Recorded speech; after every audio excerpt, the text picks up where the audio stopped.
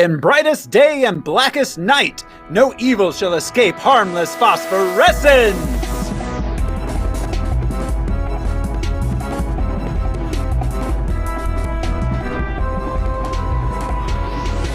Hello, everybody. This is Throw Smiley, and I've never felt better in my life. Who's joining me this week? I'm Josh Cece, and gravity's a bitch, and so am I. I'm Brian Lesh, and please let me use this ring to toss this movie into the goddamn sun. I'm Alaric Weber, and racetrack. Sorry, that's the best I could come up with. This is Harmless Phosphorescence. It's the podcast where we watch every theatrically released full-length live-action superhero movie ever made. We gather some research into the production and source material, then we tell you all about it. This show is brought to you by our patrons. Patrons like executive producers Michael Beckwith and Atticus Burkett. You want to be a patron too? It's easy. Just go to patreon.com/harmlessentertainment. $1 a month is all you need to get started on our monthly movie episodes. A little bit more gets you a ton of bonus stuff. We got Star Wars shows in there, some music stuff. So head on over. You'll like it, I guarantee. And this week on Harmless Phosphorescence, we're watching Green Lantern.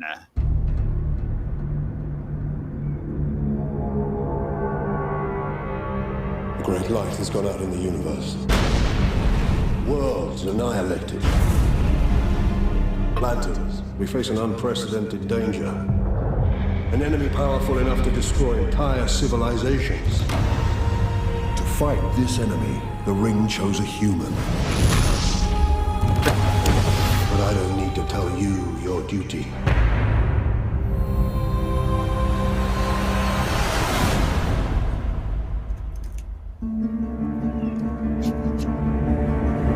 Love story. Hal Jordan. Yeah. The Ring chose you. Take it. Speak the oath. Speak the oath. Because everybody knows the oath. I pledge allegiance Yeah, they to a did just get lantern married. that I got from a dying purple alien. So, this is the chosen human. The ring turns thought into reality. Oh, that Its mask. limits are only what you can imagine. The sword of human. Humans. How many humans in the trailer? Remember, your enemy is not gonna play fair. Is that what I think it is? An alien life form, Doctor. The first that mankind has ever encountered. Son, we're gonna get you well again. I've never felt better in my life.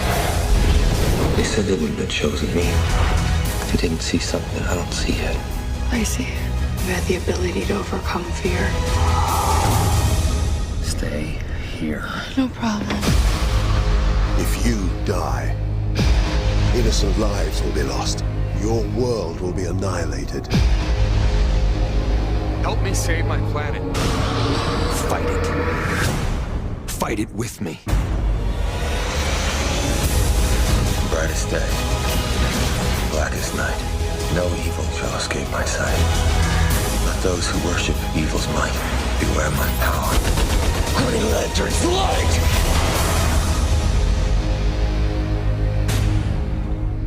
Green Lantern. Woo. Well, that is watch the trailer. That's the whole movie. Right. When That's did all that we need to stop? know. When did they stop doing this? Blatant false anymore. advertising. They made that look fun. Yeah. Well, oh God, yeah. Well, and I think it's the MCU because they started just lying to us in their trailers. Yeah, Just straight up using, lying. like secondary cuts of things. I feel like Yeah. Captain America: Civil War is when that started. Really. Well, no, I mean, in what was it? In Infinity War, they literally CGI'd the Hulk into the battle scenes. Like they're just straight up lying. I mean, so many of those plot reveals add to the overarching thing, whereas this doesn't add to anything. It doesn't matter what happens in this movie. No, it doesn't. It really doesn't. Let's see. Green Lantern was released June 17th, 2011. It has a running time of 114 minutes. It cost $200 million. And it took in $219 million. Oh my god! So they it didn't really do great. No. Yeah, it's a famous flop. Watching, so this was my first time watching it. Honestly, it wasn't as flat out terrible as I thought it might be. It was just like the tropiest, most boring, run of the mill, by the numbers bullshit movie I've ever seen. Yeah. The third act was terrible. Yeah. Oh, no. Don't get me wrong. It was not good. No, I know. But like, I was having fun for a bit. Yeah. Good 45 minutes of like relatively solid movie. Yeah. I like seeing the core and the different aliens and the training. Yeah. But it did immediately. See, I hated all of that. Oh, you did? I mean, comparatively. Oh, compared to the third act, sure. It was great. Yeah. But no, I thought from moment one, it was pretty terrible, personally. Oh, I yeah. did have to watch it in bite-sized portions. Yeah. So maybe I personally feel what Al is presenting us with currently is far more compelling. Should have CGI'd all those cat butts out of this movie. Right. I want the butt. I'm waiting for the butthole cut of Green Lantern. I have some questions about those suits, but we'll get to that at the end. Yeah. Oh God. Yeah. Oh, that reminds me. I can't believe we didn't bring this up last week. I meant to talk about this off air, but I'll do it on air because why shouldn't I? Give the people what they want. One thing that Jude pointed out about X-Men First Class, which I totally didn't even realize. We were talking about this after we recorded the episode last week. Mystique and her clothing. I can't believe thereof. Well, I can't believe any of us didn't bring up the fact that she constantly, she changes, and as she changes, she's wearing different clothes, which is fine. Yeah. Except repeatedly throughout this film in particular, never in the previous ones in which she appeared, but in this film in particular, she'll take clothes on and off and then change them. So are those part of her? Or does the clothing get sucked inside her skin? Or what is the deal with it? That is interesting. I didn't bring it up because I thought we had talked about it with her in an earlier X-Men. But I don't know. That's always perplexed me. First only to the height and weight. But that can be excused. But you're right. Is it cloth texture? Or is it her? Yeah, Like, at one point in the first herself? X-Men movie, she gets her Wolverine claws cut off by Wolverine. And does she lose like a pinky finger? Or does she lose like some hair? Or like a nail? She doesn't have any of those things necessarily. Yeah. She regenerates quite quickly. She does. That. But yeah. That's a great point. And like she put on the suit like at the end of the movie, she put on the same yellow and blue suit that everyone else did. And then she changed into Kevin Bacon, and then the suit's just gone. Yeah, the suit's just gone. Where'd the suit go? That wasn't part of her. Or did and then she morphs back, and she's still got her suit on. Still has her suit on, but then at the end she just morphs into being naked. Yeah. They're all like, shh. Don't think about it. Anyways, Green Lantern. It didn't make a ton of money. And that means, guys, it's time for us to consider playing the box office top 10 game. Woo! This is the game where we... Behind the game. The game within the game. Who got game? Is this a situation, as many are going to be going forward, where it's number one? Or do we get to guess? Because I feel like... if you guys, let's be fair. Pretty much anything that's going to be like a tentpole movie is going to be number one. So we can just skip that part if you guys. Okay. Yeah. It's going to be that way from here on out. For most of these, for a lot of them, not all. So yeah, it was definitely number one. So what we'll do is we will count down the top 10 movies of the week of June 17th, 2011. I will describe them using the Box Office Mojo descriptions tweaked as needed to avoid giving away the movies. And the guys here are going to try to guess what movie it is I'm describing. You ready, fellas? Yes. Yep. Yeah. Here we go at number 10 for this week. A third grader sets out to have the most thrilling summer of her life. That's the whole description. That's it. Yeah. Out of all, 10 summers she's had? Yeah, third grader, so 8. She's had 8 summers. And the first 4 she definitely doesn't remember. Yeah, low bar. Dora the Explorer. No. I do believe this is based off a book. Beverly Cleary book, right? Possibly. Isn't there some alliteration? Like, what's her name? There's not. It's not. Like okay. a fun name. There's no like. Yeah. Well, yeah. So there's some rhyming going on in this. No alliteration. But Judy Moody and the shitty ass terrible summer. No, opposite. And the best summer ever. Close. You're so close. I'm going to give you half a point, Josh. Judy Moody and the Not Bummer Summer. Oh, that's not Beverly Cleary, but I'm sure it's a book. Yeah. Huh. Oh, yeah. Definitely a book. Wow. Good for you for pulling the Judy Moody out there. I would not have gotten that. All right. Number 9. Well, thanks. Yeah. I'll always give props to Judy Moody fans. You kept thinking like Prancy Nancy. I don't know. Yeah. All you Moody heads out there. You Moody's. Number 9. While on a trip to Paris with his fiance's family, a nostalgic screenwriter finds himself mysteriously going back to the 1920s every day at midnight, where it's okay to marry your stepdaughter. This survived for a long time in the theaters. This is Midnight in Paris again, right? It was a straight up hit as far as Woody Allen movies go. Yeah. Yeah. So yeah, that's number 9. Coming in at number 8. Jack and Barbossa go on a crazy journey for the Fountain of Youth. And his daughter's there too. Yeah. Does the beard match the drapes? Does the black beard match? That was our joke. I think French. Yeah. On Stranger Tides, is that what this is called? Yeah, it was on Stranger Tides. Doesn't that sound like a soap opera title? On Stranger Tides. Dun, dun, dun, dun. Pirate soap opera. Fantastic. Why didn't they do it before soap operas died? He'll never love you like I do, Alexis. Are you killing him for the life insurance? Lots of plank walking. Yeah. Lots.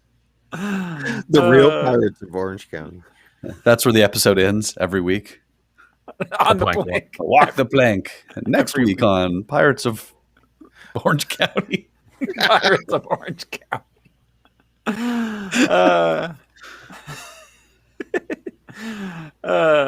Coming in at number 6, Poe and his friends fight a peacock. Kung Fu Panda 2. Number 2. On Stranger Peacocks. the Peacock. The Pirates of Peacock County. On Stranger Peacocks. All right. Number 5. Oh my God. All of these we've done before. 2 years after their first bachelor party in Las Vegas, everybody goes to Thailand. Hangover 2. Yeah. Yeah, it's just this summer, man. 2011 is just the same movies all summer long. How many sequels have we had thus far? Oh my God. These are mostly sequels. 3 so far, at least. Yeah. Judy Moody was a sequel too, right? To my Great Spring. The not bummer summer. Yeah. The bling spring. The mediocre spring. Well, don't be afraid in the future to, just tell us the top, 20 down or what have you? You know what? Yeah. No? Be No. afraid. All right. Be This afraid. segment's of that. long enough. I was going to All say right, I could. fine. I enjoy I the game. yeah, this game would be 35 to 40 minutes long then, but all Sorry, right. Judy Moody and the Fat Bottom Autumn. Yo, yeah. Apple. Coming in at number 4 this week, Charles and Eric's Excellent Adventure. Cuba X-Men First Vacation. Class. Yeah, X-Men's First Class. Opening this week at number 3. The life of a businessman begins to change after he inherits 6 penguins. Mr. Popper's Billionaire. Mr. Popper's Penguins. Is it Mr. Popper's Penguins? Yeah. Oh, I thought it was that Adam Sandler movie, Mr. Deeds. Oh no, it's Jim Carrey. Mr. Popper's Penguins. Number 2. During the summer of 1979, a group of friends witness a train crash and investigate subsequent unexplained events in their small town.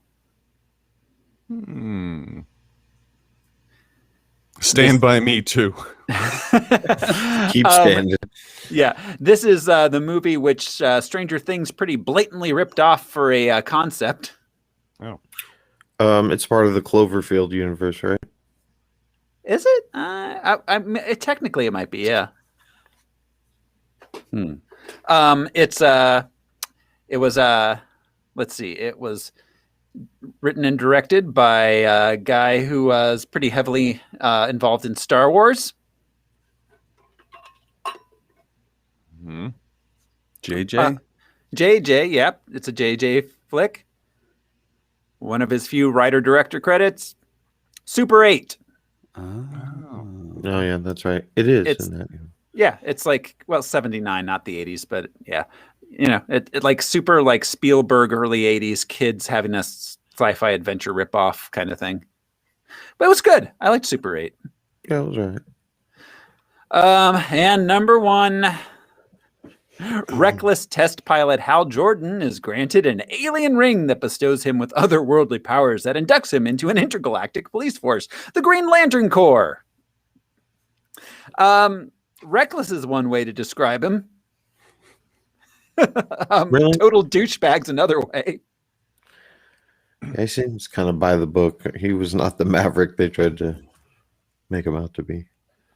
Well, he slept in, so That's true. McTaggart. That's our box office top 10 this week. That brings us to the comic book and character background. Al, lantern us. All right. Yeah, this felt like an X-Men movie. Almost. Because of the number of characters, yeah. Yeah. Okay. The first Green Lantern was from the golden age of comics, debuting in All American Comics number 16, July of 1940, created by Martin Nodell, published by All American Publications, one of 3 companies that would later merge to form DC Comics. The OG Lantern was named Alan Scott. He was a railroad engineer who, after a railway crash, came into possession of a magic lantern with which he crafted a magic ring, granting him a variety of powers. He made the ring himself. According to what I read, yeah. He wore, his outfit was like spandex with green pants, a green cape, and a red top. Ooh, Christmassy. Yeah. Yeah. I mean, we've seen it, right? I've seen it. Yeah. Good for you. Yes, we've probably all seen it. This Alan Scott character has resurged. He's come back from time to time. He was a popular character in the 40s. This Green Lantern was featured in anthology books and his own eponymous title. He also appeared as a member of the Justice Society of America, fighting mostly human criminals, mostly in New York. Green Lantern also fought some paranormal villains such as the Immortal Vandal Savage and the zombie Hulk Solomon Grundy. Hal Jordan, Green Lantern, was born of the Silver Age of comics, first appearing in Showcase number 22, October of 1959, created by writer John Broome and artist Gil Kane, incorporating ideas from editor Julius Schwartz. Green Lantern was reinvented as a science fiction hero, as opposed to the more mystical of the first one. Hal Jordan, test pilot for Ferris Aircraft and former combat pilot. Jordan was given his ring and battery lantern by dying alien Abin Sur. The ring chose him as Abin Sur was dying. And Hal Jordan was commissioned into the Green Lantern Corps, an interstellar law enforcement agency overseen by the Guardians of the Universe. Hashtag Green Lives Matter. The character was a success, and after a 3-issue run on Showcase, received his own title. Green Arrow number 1 was published July-August 1960. Jordan shared many of the same powers as his predecessor, which we didn't go over, so we'll go over now. The Power Ring harnesses the power of will, granting Jordan flight, a force field, generation of hard light constructs, and real-time translation of all languages. A lantern's abilities are only limited by one's imagination and willpower. Which, yeah, we'll get there, but the imagination is not something Hal Jordan seems to have a lot of. Yeah. Indeed. I'm surprised I didn't get like boobs. We'll get there. Hal Jordan was a founding member of the Justice League of America in May of 1960, before the release of his own book. In the 90s, Jordan would appear as a villain after the destruction of his hometown Coast City by supervillain Mongol.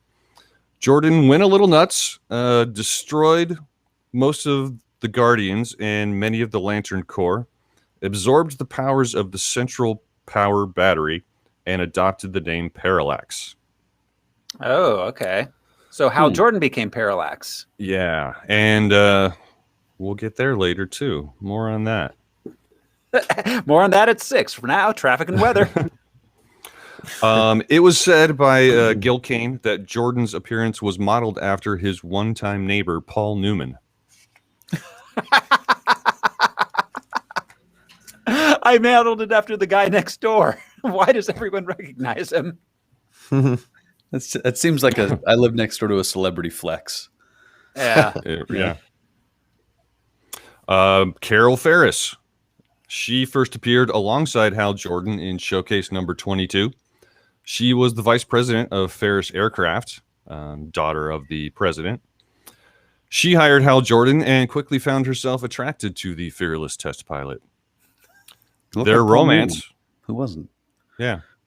Their romance would become complicated when she took over the company from her father, and in Intern Volume 2, Number 16, October of 62, she was chosen by the extraterrestrial Zamorans to be crowned Star Sapphire. And second runner-up, as always, for myself. Having an estranged relationship with the Guardians, the Zamorans, that is, Star Sapphire was sent to defeat Green Lantern, armed with a crystal that grants her powers similar to that of a lantern. Oh, that's handy. It was revealed in 2007 that the Star Sapphires were a core of their own, not clearly defined as heroes or villains, whose weapon crystals are fueled by the violet power of love. So kind of like normal cops. Yeah. The violet power of love. But they missed the N in there. The violent power of love. Yeah. Yeah, that's what it is. The violet is Prince's. Yeah. Also powered by the power of love was, of course, the Huey Lewis core. Huey Lewis. Yeah. I didn't mention that the Star No, Sapphires... they were known as they were known as the News Corps. I didn't mention that the Star Sapphires were all female, which Of made course my they were. which made my core of their own joke not land as well. Hector Hammond originally appeared in Green Lantern Volume 2, number 5, created by Broom and Kane. Hammond is a petty criminal on the run when he discovers fragments of a strange meteor.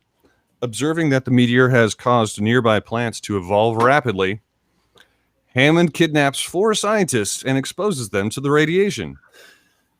The radiation evolves their intellects but saps their wills, allowing Hammond to force them to build amazing new inventions for his profit until stopped by Green Lantern. In September of 1962, Hammond escapes... Wait. Yeah. So like Steve Jobs, basically. Yeah. And kids in China. September of 1962, Hammond escapes prison and exposes himself to the meteor, which causes his brain to grow to enormous size. He is granted psionic powers of telepathy, mind control, and telekinesis, as well as immortality, but his body is immobilized and he loses the ability to speak.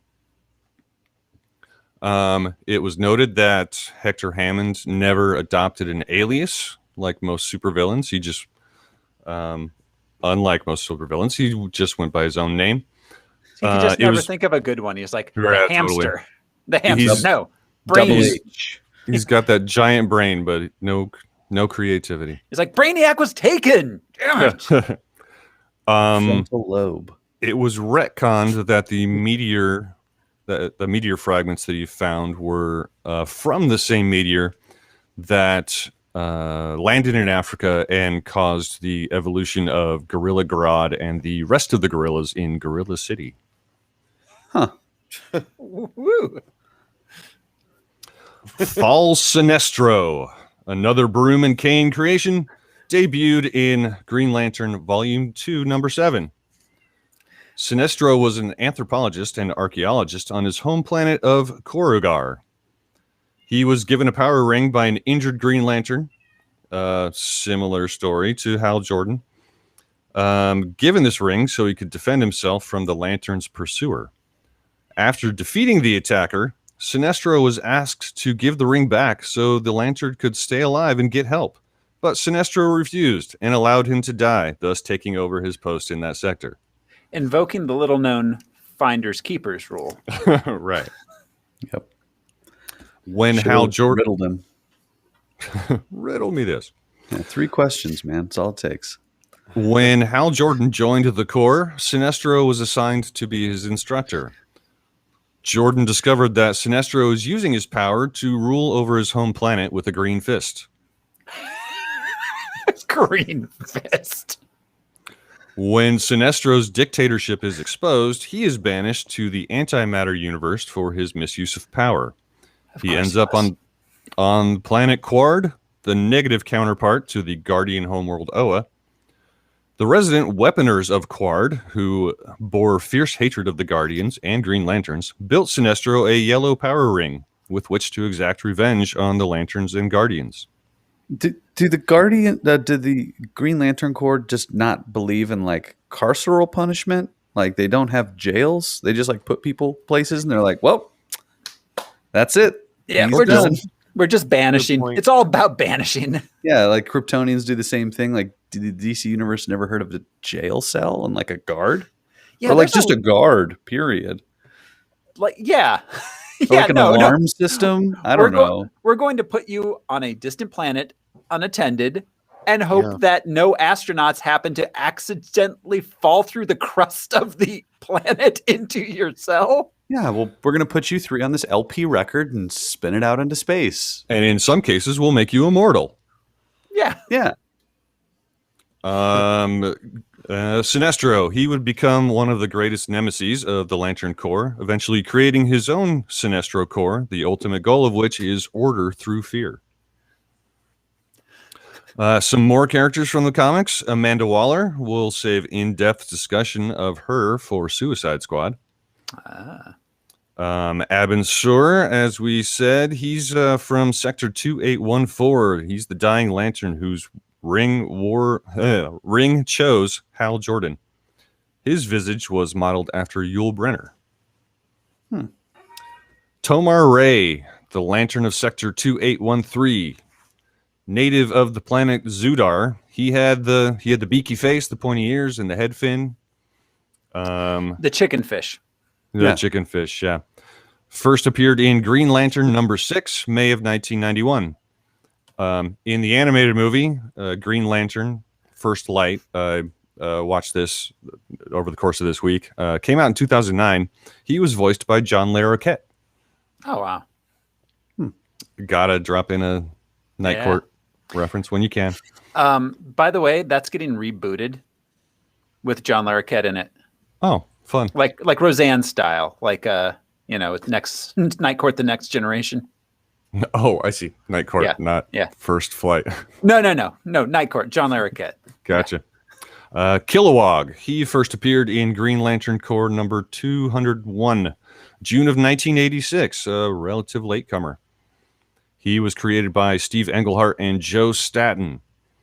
On his home planet of Bolavax Vic in Sector 674, Kilowog was a gifted genetic scientist. In the Green Lantern Corps, Kilowog would become renowned as the primary trainer of new recruits. You know what I always find amazing throughout all these comic book movies is how many scientists are really good at fighting. Right. Yeah. Because I'm sure Dr. Fauci would be more than willing to throw down with anybody who's attacking Earth. Fauci should get a ring. Like a Super Bowl ring or any. God. Just send him rings. Like Beyonce gets a ring. Yeah. Thomas Kelmaku, introduced in Green Lantern Volume 2, Number 2, October of 1960, another Broom Kane creation.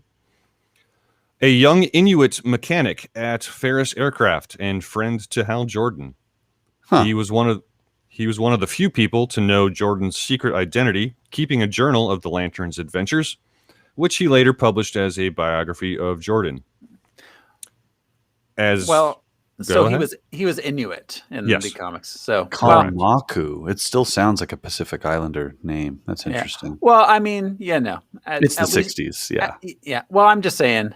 At least he wasn't just another white character. At least they cast someone who's indigenous from somewhere. Of some sort. I guess that's a step. Yeah. As a non-costumed sidekick, Kalmaku would often aid Jordan or require saving. Kalmaku would eventually become a business executive at Ferris Aircraft. And finally, let's talk more about Parallax. Let's. Originally devised as the supervillain identity of former Lantern Hal Jordan by Ron Mars and Daryl Banks in Green Lantern Volume 3, Number 48, January of 1994. Parallax Jordan terrorized the DC Universe for the next decade, but eventually sacrificed himself to reignite Earth's sun after it was nearly completely eaten. Through Hal Jordan... It was late by something. Humanity's own greed and hunger. Hubris. I was to say me after taking some Ambien.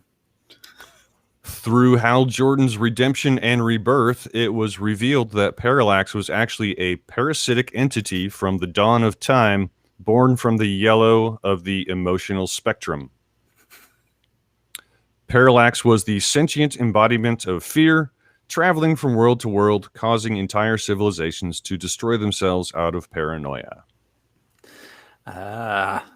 So the cocaine of sentient parasitic beings from the dawn of time.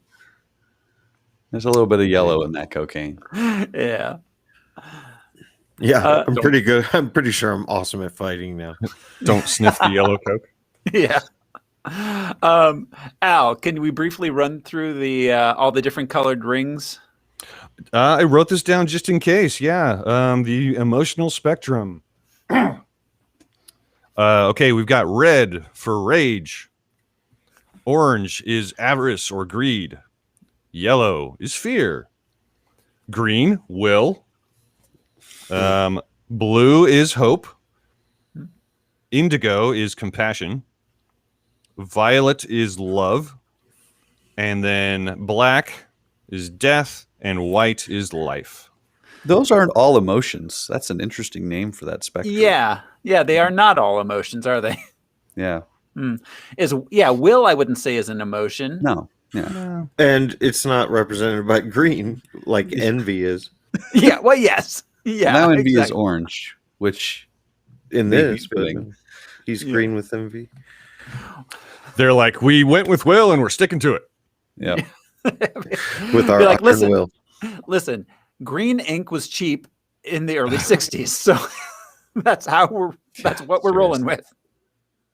That's right. The 4-color printing palette. Yeah, exactly. All right. Well, thank you much, Mr. Weber, for that trip down comic book lane. That brings us to the movie itself. Green Lantern. Okay, so they didn't actually start ever trying to make a major motion picture Green Lantern until the mid-90s. Unlike a lot of superhero comic books, this one, I think they always just thought it would be way too special effectsy. But of course, then CGI was invented, and they're like, "Let's go for it." So it was originally Warner Brothers approached Kevin Smith to write it. Yeah, and he did. He wrote a script, he wrote a treatment. They didn't like it. They then approached Quentin Tarantino to write and direct it. This was late 90s, around the Kill Bill era. Yeah. How much cursing can I fit in this comic book movie? Yeah, Tarantino was like, how many N-words can we drop before we lose our PG-13? And how many green words? Green. God. Robert Smigel wrote a script. It was going to star Jack Black. I love Robert Smigel. Yeah, that would have been interesting. That was mid-2000s. Warner Brothers decided, after a poor fan reaction from the internet, i.e. Ain't It Cool News, they decided not to go with the comedy route. Instead, they went the comedy route. Yes. 6 years later, they did. Then we're going to start needing a sound effect for this one. David S. Goyer was offered the chance to write and direct it. Just a fart noise. There's the David S. Goyer mouth harp. He ain't getting a genius intellect. No, he's not. Yeah. So they said they offered him that, but he said he'd rather do Flash. So they gave him the Flash movie, which never got made. These ridiculous meetings. I know. We do Green Lantern? No, Flash. I'd rather do Flash. Okay. You don't really get to choose. Okay. And I'm sure he made a few $100,000 just from saying, I want to do Flash, and then writing a page of a Flash movie and then be like, nah, we're not going to make it. Yeah, fucking Hollywood. Fuck you guys. Pay us to turn down your fucking shitty idea. Right. I know he does pay for play because he's done so many treatments and first drafts and shit, and then ends up not really being the person who wrote it. Yeah. I'm sure he's just great at contracts. Mm-hmm. Yeah. So let's see. Then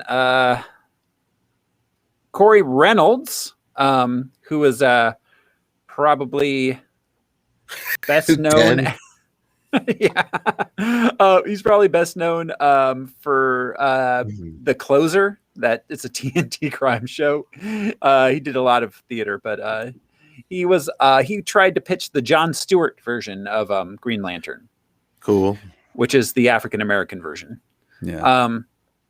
They They originally said yes, but then when Ryan Reynolds said, "Hey, WB, I'd like to do a Green Lantern movie," they said, "No, to you, Corey Reynolds. We're going to go with the white guy." Yeah. So basically, what happened is Ryan Reynolds got signed, and then they hired a couple guys to work on some drafts of the treatments they had, and hired on someone to direct. That director was Martin Campbell, who let's see, he did The Mask of Zorro, GoldenEye, Casino Royale. He's not a bad action director. Yeah. I don't know what happened here. And why does I think Ryan Reynolds is a great Deadpool, but it's almost like Chris Evans. Like, why did he take any superhero movie that came down the pike? Like, yeah, he just did. He was like, I'm just gonna work. It's a weird. Oh, well, of course, yeah. The why is not that hard to, but yeah, it just sort of washes him out, and you don't really see the character because it's just Van Wilder again and again and again. Well, yeah, exactly. Well, and Blade. Ryan Reynolds, much like Chris Evans, I feel like is someone who they're like, this dude is a very specific type. He's very superhero-y. Right. We want him in a superhero role, but they just couldn't find the right one for him for a while until they did. The physique, I think, more than anything, and their comedic timing. The physique, the comedic timing, and like the very classic, like Hollywood leading man, like profile and chins they have. Yeah, I get all that. I don't know why he did though. Yeah. Let's see. We got a few screenwriting credits here. We got 4 screenwriting credits. Greg Berlanti got one. He did a lot of TV work. And he's currently working in the Arrowverse. But he got a start on Dawson's Creek. He's done some work on Sabrina, Riverdale. So, let's see. Michael Green. He was a writer on Logan, Alien Covenant, Blade Runner 2049. He works with James Mangold a lot. Then Mark Guggenheim. He wrote Percy Jackson, Sea of Monsters. And he's been a writer on Arrow and Legends of Tomorrow. Michael Goldenberg. He wrote Harry Potter and the Order of the Phoenix.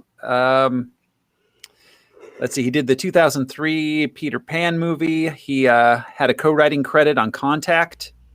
This was the last film that he has a writing credit on. So at least one person's career was ended by Green Lantern. He's never been seen in public since. Yeah. It's like someone's got to take the fall for this one, and it's going to be you, Michael Goldenberg. An unknown screenwriter was killed execution style today. because the Green Lantern movie only made $19 million over its production cost. Like, what's his name? Michael Goldenberg. He sleeps with the fishes. Yeah. Golden burgers. The chicken fishes. Golden burgers. Golden burgers. We got Ryan Reynolds starring as Hal Jordan. We have spoken about him a couple times previously. Blake Lively as Carol Ferris. Blake Lively. Mrs. Ryan Reynolds. Yeah, that's right. Yeah. I was curious if this is where they met, but, I don't know. You did. Fair enough to look it up. Yeah, I believe it was. She got her start in the 90s on kid, like a few, like fourth build kid things. Sisterhood of the Traveling Pants she was in. Another piece of trivia is... Oh, I'm sorry. Go ahead, Thurl. No. Go ahead, Josh. Her sister is also an actor. Her name is Robin Lively. She's a redhead who did a lot of stuff in the 80s and 90s. You might remember she was in Twin Peaks, and she won the little pageant. And the old dude, the mayor or whatever, was just like... Yeah. If you look her up, you'll totally recognize her. Huh. That is interesting. I didn't realize that. You know what I just found out is that what's his face? The You Got a Friend of Me, dude. Randy Newman? Randy Newman. Do you guys know about the Newman family? I guess not. So yeah, I like him. So Randy Newman has several cousins and his dad who are all Oscar and Emmy winning composers that have been working from the 50s and on. And Randy Newman's grandfather was a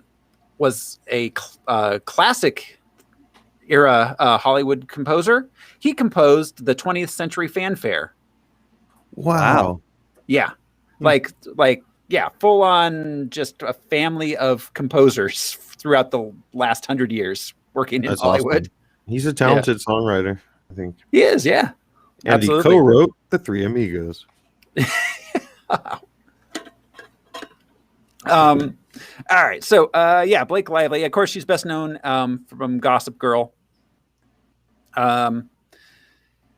She, let's see. I forgot to run through this. So, a few people that were up for the role of Green Lantern throughout the years. The lead, Chris Pine briefly was, Sam Worthington, Bradley Cooper, Jared Leto, Justin Timberlake, Brian Austin.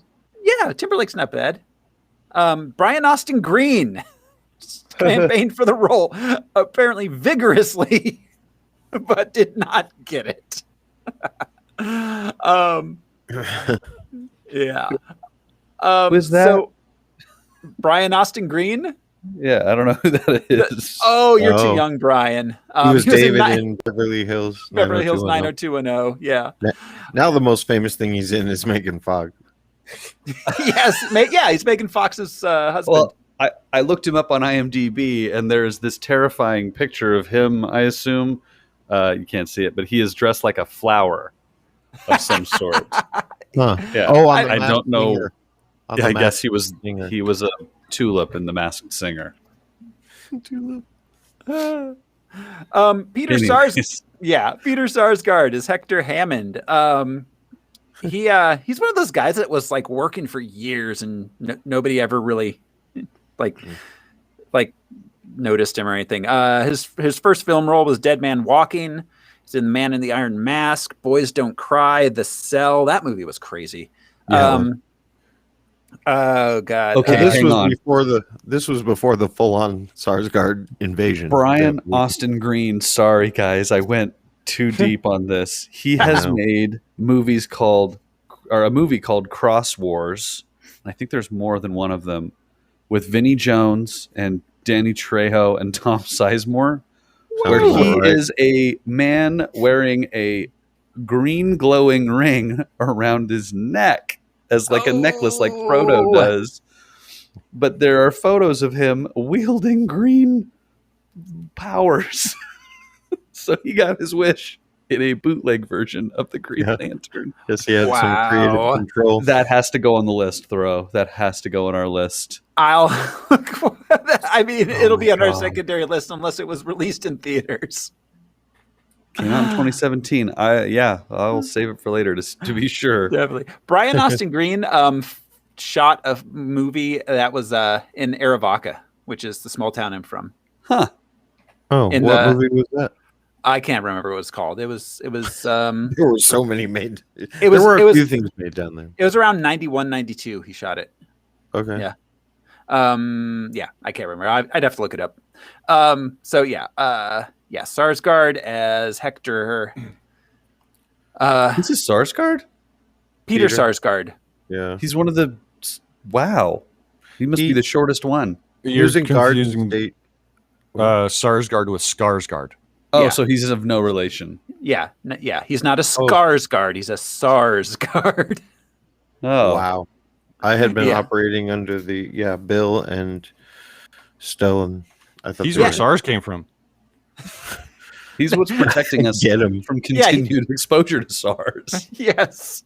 Well, I mean, he's got, especially in this film, he's got the same kind of creepy ass look. So, Wow. Let's see. Mark Strong as Sinestro. Mark Strong. Henchman extraordinaire, British Yeah. villain extraordinaire. Yeah, exactly. He was in Sherlock Holmes, Rock and Rolla, Zero Dark 30, Kingsman, the Kingsman series. He plays Dr. Thaddeus Savannah in Shazam. So we'll see him again. Yes, he does. Yeah. He was recently in Cruella. That was his last thing, I think. But oh yeah, he's a very utilitarian actor. Yeah, when you need that, that's the guy. Yeah, the Sinestro role is actually like a little bit outside of his usual oeuvre, because he's usually, like you said, henchman kind of guy, not lead villain, which is what clearly they were leading up to for the many Green Lantern sequels, which will undoubtedly be made. Yeah, there's still time. Yeah. They had such. Are they talking sequel or are they talking reboots? Oh, I don't think Ryan Reynolds would touch this with a 10-foot pole unless it's a gun Green as Lantern. Deadpool. Green Lantern: The Rise of Taj. Angela Bassett plays Amanda Walker. Only Angela because Alfred Woodard's phone was off. Yeah. Or Waller, I'm sorry. Yeah. Let's see. She got one of her first roles was Boys in the Hood, which is one of the best movies ever made, I think. She played Tina Turner in What's Love Got to Do with It. That was an amazing role. Oh my god. She did so good in that. She's a phenomenal actor. Yeah, Angela. It was hard to see her slammed into the plexiglass. Yeah, she was Stella. She got her groove back. You know, she was waiting to exhale. You know, freaking. Oh, we'll see her again is in Black Panther and Avengers Endgame. Oh yeah. Let's see. Rounding out this cast here, we've got a big cast in this. Tim Robbins played Robert Hammond. Dufresne. Tim Robbins, yeah. I'd say at this point his most enduring role is probably Andy Dufresne. Oh yeah. From Shawshank. But of course, you know, Player, Hudsucker Proxy. Oh God, Bull Durham, Jacob's Ladder. Yeah. The late '80s and early '90s were prime. Bull Durham is Tim where Robbins. he met Susan Sarandon. Oh, that's right. Yeah. Are they married? What? Yeah. Don't forget Howard the Duck. That's right. I forgot we saw him previously. Oh my God, I forgot that. Oh my God. He's been a menacing character a lot, and I'm not saying he can't do it, but it is always a little like, all right, come on. Right. Yeah. Yeah, He's it's no like you're John way too- Lithgow, you know. You're way too Right. goofy to like really scare me. Yeah, your smile is adorable. Yeah, he's like this soft-faced looking guy. He is. Right. Oh, High Fidelity. Andy, but yeah, he's the weird hippie. Yeah. He takes his girlfriend. Tamura Morrison. Yeah. I had no idea his career was so long. He's the most famous person in New Zealand. Wow. Like, prior, well, I mean, Taika now, maybe? well, now Taika, but I mean, honestly, still Tamura Morrison is like a household name. He's been working since 1972. That was his first film role. 1972, Rengi's Catch. Let's see. He started being in American films in the early 90s. Once Were Warriors. He was in Barbed Wire. If you haven't seen Once Were Warriors, I will not shut up about how good that movie is. Everyone should watch it. Yeah, it's a good movie. It is. He was in The Island of Dr. Moreau, Speed 2, 6 Days, 7 Nights, From Dusk Till Dawn 3, Vertical Limit. All of this is prior to being Jango Fett. Yeah. What Becomes of the Brokenhearted is the sequel to Once Were yeah. Warriors. Yeah. Oh. It's Yeah. hard to Wow. find in the States. It was like banned from import for a long time. Yeah. So, but of course, at this point, most well known as Fett, Yeah. whether it be Jango or Boba. So He is a Fett. satisfying to see him as Boba Fett. Yeah. When this movie came out, I remember seeing this in the movie theater, and I thought that he was Fraser Crane the entire time. Oh, he looks like Frasier, doesn't Looks he? like him in the pink makeup. Yeah, he does. I'll take these tossed salad and scrambled eggs. If you're worthy. So Jeffrey Rush is Tomar Ray. He did not show up on set. The the character is completely CGI. This is hilarious. So Jeffrey Rush said, when I got the offer for it, I said, haven't they already made that film? And they said, no, it's a completely computer generated character.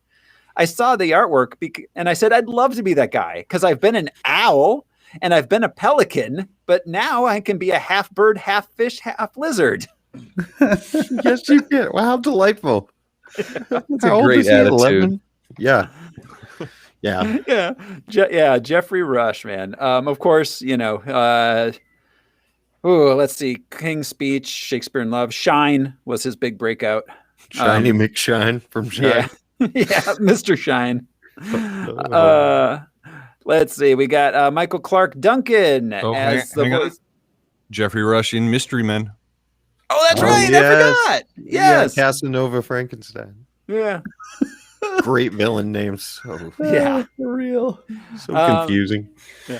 Michael Clark Duncan played Kilowog, best known as the magic black man from the Green Mile. Unfortunately. Not unfortunately. He made a lot of money. I'm sure he's happy with it. Yeah. It's a fine movie. Or was. He passed away on it. He was the Kingpin in Daredevil. Yeah. That's right. Great cast. Yeah. Let's see. So we spoke about him before. He passed away the year after this came out. Wow, it's been that long. 2012. Yeah. Wow. Yeah. Let's see. We got Taika Waititi. I can't believe this is our first Taika Waititi movie. Yeah. It still hurts my brain that he was in this movie. Sans any Taika-isms whatsoever. Right. Well, okay. So prior to this, really what he was known for was Boy. Prior to this, that was his biggest film, which the director of this saw Boy, loved it, and just wanted to hire Taika Waititi. Like, do you want to not direct a movie and star in it? Yeah. I don't know if he's been in anything besides like bit TV stuff that he hasn't directed really since then. Yeah, nothing big, I don't think. Yeah. Well, did he do Eagle Shark? Well, that wasn't big, that was Eagle versus Shark was him, of course. Let's see. Clancy Brown was the voice of Parallax. Well, we didn't mention What We Do in the Shadows. If you don't know who Taika is. What We Do in the Shadows. If you don't know. I mean, at this point, Taika, Jojo Rabbit, Thor Ragnarok, the director and writer of Thor Ragnarok and the upcoming Thor Love and Thunder. He plays Korg. I'm wearing my Taika shirt with all the Taika characters that he plays. Nice. Leave me to do my dark bidding on the internet. I'm bidding on a lamp I really want. Clancy Brown played the voice of Parallax. He was Kurgan in Highlander. Captain Byron Hadley in Shawshank Redemption, Sergeant Zim in Starship Troopers. He just recently played Stanley Thomas in Promising Young Woman, which was a great movie. Yeah, I haven't seen that yet. I love him as Mr. Krabs in SpongeBob SquarePants. Oh, Mr. Krabs! Wasn't he Truman's best friend too? No, that's somebody else. I forget that guy's name. He was also he was in Mandalorian. Mm-hmm. Clancy was one of those devil. Oh, he has like a Ron Perlman type energy. He's a big guy with a gruff voice, and because in Shawshank Redemption, he's fucking great as the asshole. Yeah, sergeant or whatever he is. Yeah, he is. Rounding out the cast, we got John Tenney playing Hal's dad, J.O. Sanders as Carl Ferris, and Mike Doyle as Hal's older brother. John Denny. Where do I recognize that man from? He was on TV in the 90s on something, wasn't he? John Tenney. He was in The Closer and Major Crimes. Oh, okay. So maybe the 2000s. Yeah. He was in Free Willy too. Oh, that's where I recognize him from. Actually, I say that with all earnestness.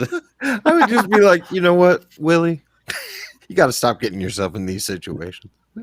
Yeah, seriously, it's a big ocean, man. Willie me once. We can't afford another Michael Jackson song. We saw him when we reviewed Tombstone. Oh, We did Tombstone, right? No, we didn't do I don't Tombstone. think we did wish we had. Tombstone. Dang it. We didn't do Tombstone. No. Oh, it was nominated, wasn't it? It was Yes. nominated, but it didn't Okay. win. I Yeah. nominated it. Yeah. Sorry. Okay, so this movie has 26% on Rotten Tomatoes, 39% on Metacritic. I didn't have any funny reviews because there's nothing funny about this movie. It's golden burgers abound, man. Yeah. Yep. So that about brings us to it, fellas. You ready to jump into the film? Let's get these pants off and fly some planes. I knew somebody was going to say that. All right. Here we go, guys. This is The Green Lantern. We open in space. There's a voiceover explaining the entire movie. Yeah. Do we know who did this voiceover? It was Jeffrey Rush. That was Jeffrey Rush. Yeah. Okay. Who's Parallax? Was he anybody notable? The voice of? Yeah, Oh, he was, Clancy it Brown. was Clancy. Yeah. Oh, that was Clancy. All right. Yeah. Gotcha. Um, Parallax sounds like a tummy medicine. Yeah. yeah. Well, it's that thing when you move your phone and you can see the background on your phone still moving around. It's like Yeah. a diorama. Yeah. It's the different levels of animation. Yeah. Yeah. Yeah. So, all right. Green Lanterns are space cops with magic rings. There's a big yellow fear monster called Parallax that's imprisoned in the Green Lantern planet. He's place. a normal sized fear monster in the beginning. Yeah, I guess he isn't that big, is he? Standard fear monster. You know, about yay big. Yeah, as we much start fear out as small. one man He's- can hold it within themselves. He's imprisoned on the lost planet of Riot. Yes, Oh, as we okay. all are metaphorically. So some astronauts crash there, alien astronauts. They crash there, and apparently the ground is super brittle because they just fall into his prison. Well, their heads-up displays and their high-tech helmets were not of much help because they did nothing but have like swooshes. There was no like textual or graphic information. It was just like swirlies on Yeah, screen. Yeah. yeah. That's the Distracting. written language. Yeah. Could be. Sure. They just- Could- They're like, we only speak color gradient. I'm The feeling emotional spectrum. We only make I statements. who's in the thinking chair today. All right. Well, So and they introduced the Guardians, which are very important. And so, did they create everything or everything on Oa? They definitely created Oa. I don't think they created everything. Well, that was vague in the voiceover. I think that at some point Mark Strong says like they created everything that's important in the universe, Important. which is vague. they're white European males. Right. no, All the, they're the Guardian gentrified supremacy. planets. Yeah, Guardian supremacy. Okay. In our awesome long robes. yeah, All right. very long. Very long. Very long robes on those really tall chairs. Yeah, are they there all the time? That was one of my questions. What's the day in the life of a guardian? Do they ever? Guardian? Do you Do think they- when they leave, they wrap that thing around their head? I wonder. Yeah. You know? when they. Because we saw them float around to leave, but I woke Do up they this go- morning. I made some toast. Right. Like Supreme Court Um, justices or I something. combed my Yeah, it's like hair. the life of a Supreme Court justice. That's, Juan, Yeah. do you I do you went think to the gym. yeah. You get up into the chair, and then you're like, oh, I should have gone to the bathroom first. This meeting's going to be wicked long, like eons. you just poop behind that cloak. Nobody will ever know. Yeah, the chairs are also toilets. It just rolls down. That is your robe. No, keep talking. I don't mind. I'll leave the door open. I'm really comfortable with Yeah, my we're all own. comfortable with each other. We all shit together. We've been doing this for 5 billion years. Parallax is like, I had a grip of fear. I need a bathroom right now. That's why he's evil. He couldn't stand the smell of That's that right. little ring. He has ulcerative I colitis. just wanted to poop behind a door for once in my fucking life, man. Bucket list. Check. All right, so we get a card. It's 6 months later. Abin Sur, the dude that 6 months. it's 6 months later. Based on Are what those solar 6 Earth system? months or are Yeah. those Oa months? Exactly. Good question. 6 months later. Yeah, it's 6 months later. And Abin Sur's flying along. He's the guy that put Parallax in prison to begin with, and Parallax is out and he's looking for revenge. He's like, I'm back from my 6-month vacation and Yeah. I'm ready to rumble. He's like Mel Gibson in Payback. So He is. Just less racist? yeah. Is he less racist? I don't know. He accepts everyone. in their He faith. kills indiscriminately. Yeah. Got to give him that much. Unlike the Green Lantern Corps. Yeah. That's right. So Abin Sur's flying along. He's on his way to save some planet, except we find from Sinestro that the planet's already gone. It's too late. And then he's attacked by Parallax. He jumps into an escape ship and then heads to the nearest planet, which happens to be Earth. So I have a question. I'm just going to ask it now. Why does a Green Lantern need a spaceship? So initially, he was there to help the evacuate the planet. So they needed a ship. So I get that. But couldn't he put him in like a green boat that he made with his imagination? Instead of this one person, possibly two person. Yeah. But then also why he needed an escape spaceship to go to Earth is unclear. Potentially to conserve energy from the ring, because we know it needs to be recharged. We find out that it needs to be recharged. They don't carry their lanterns. Yeah, I mean, he had his lantern with him. No, I know. He'd take it like it's his lunch pail and like just like fly there, like while charging it or something. Be like, if I lose this, I'm screwed because Apple changed the charging port already. He's also injured, so the trip might have killed him. It's fair. Had he just been using the ring? He was prepared for all of these contingencies, I guess. Right. Yeah, the energy thing makes sense. Yeah. It does run out. And a rescue vessel, I guess that makes sense too. But again, he could build a green boat. He's all that dude.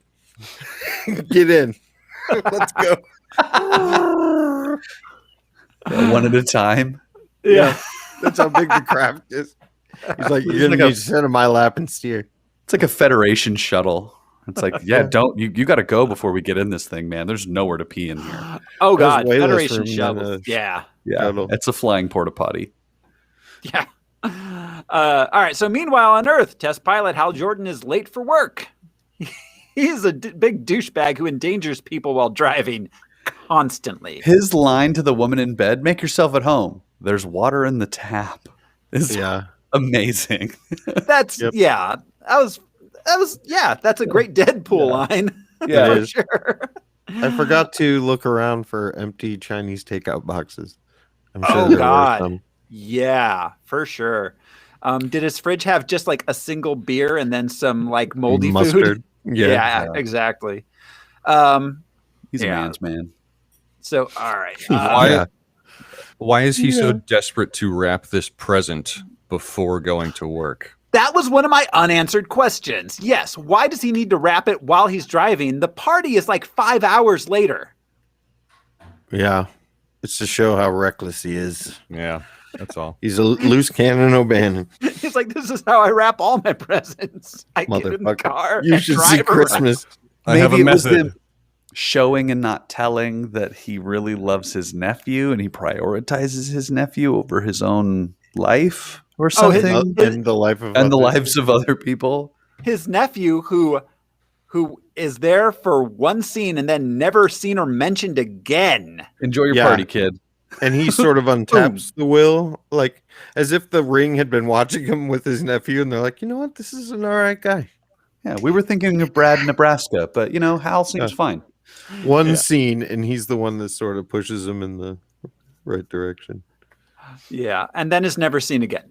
His nephew should have been Michael Clark Duncan in that game. Well, but no, I mean, like, so you introduce this nephew who is the heart of this character. Like, it shows his vulnerability. And then we never see the nephew again. Like we should have had at least a few shots of him when Parallax is like invading Earth. Like maybe he has to save the nephew from Parallax. Like there's all sorts of things. Like you don't introduce a character like that and then at the end. Yeah, he could say goodbye to the kid and his brothers. Right. Why would he says bye to Blake Lively? Why introduce these characters and do nothing with them? Like, right. And why not have him show his nephew that he's the Green Lantern? Yeah, that would have been. He That shows been Carol. a neat thing. He should, but like, look, look what I can become, what you can become. You need will. He could have shown him at the end. Make a race car and put it on his little racetrack. Like, dude, you saved these people because I saw your stupid racetrack. Yeah. And I can't actually come up with anything on my own. Yeah, you are my creative outlet right here. So all right. So he arrives at the testing site. Him and Carol Ferris are testing unmanned fighters for Ferris airplane maker guys to see if the military wants to buy them. There's a big government contract on the line. Yep. Then they'll need to save Ferris. Yeah. Yeah, the unmanned fighters are super tough to beat, but Hal manages to do it by cheating. He sacrifices his wingman, Carol, and then flies up really high, higher than they can go. He crashes. 1,000 feet. Yeah. Like the fuel compression stopped working on his airplane. Yep. Yeah. And the fuel compression stopped working on those airplanes. Yes. And his nickname is Eyeball because he's got two. Highball. It's highball. Okay. Like also because he's got two. Yeah, two highballs. He's always double one's fisted. high. Gotcha. It means a tumbler of liquor. Gotcha. Yeah. Highball is like what, water and whiskey or? Shit. I used to know. So. But yeah, it's definitely a whiskey. Yeah. So, all right. So he has a flashback about the day his dad, also a test pilot, died seconds after giving a thumbs up. Rocketeers. Yeah. Oh, I shouldn't have taken my thumb off of this thing.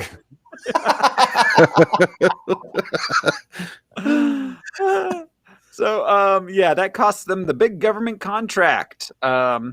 His boss and Carol, who's the boss's daughter, get pissed. Her dad wants to fire him, but she just says, no, he's not fired. He's grounded. It's like she just overrules her dad, who's the owner of the company. He's grounded. No Xbox for a month.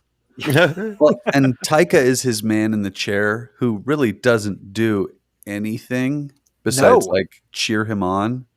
No, like as the tech guy of that he's playing that trope, but he doesn't even have a tech guy thing to do. Yeah, it would have been. He's not controlling those ships. It would have been interesting for him to, because I assume they're automated, they're AI kind of planes, Mm-hmm. But it would have been interesting for him to be like, oh, I see what he's doing. Let me see if I can make these planes last longer or something, competing against him while cheering for him at the same time. Well, but as narratively throughout this entire film, Taika Waititi has nothing to do. He comes and picks him up and then is just there to be like, you're cool. Yeah. Well, and Hal calls him a genius. You're the super genius. And it's like, is he though?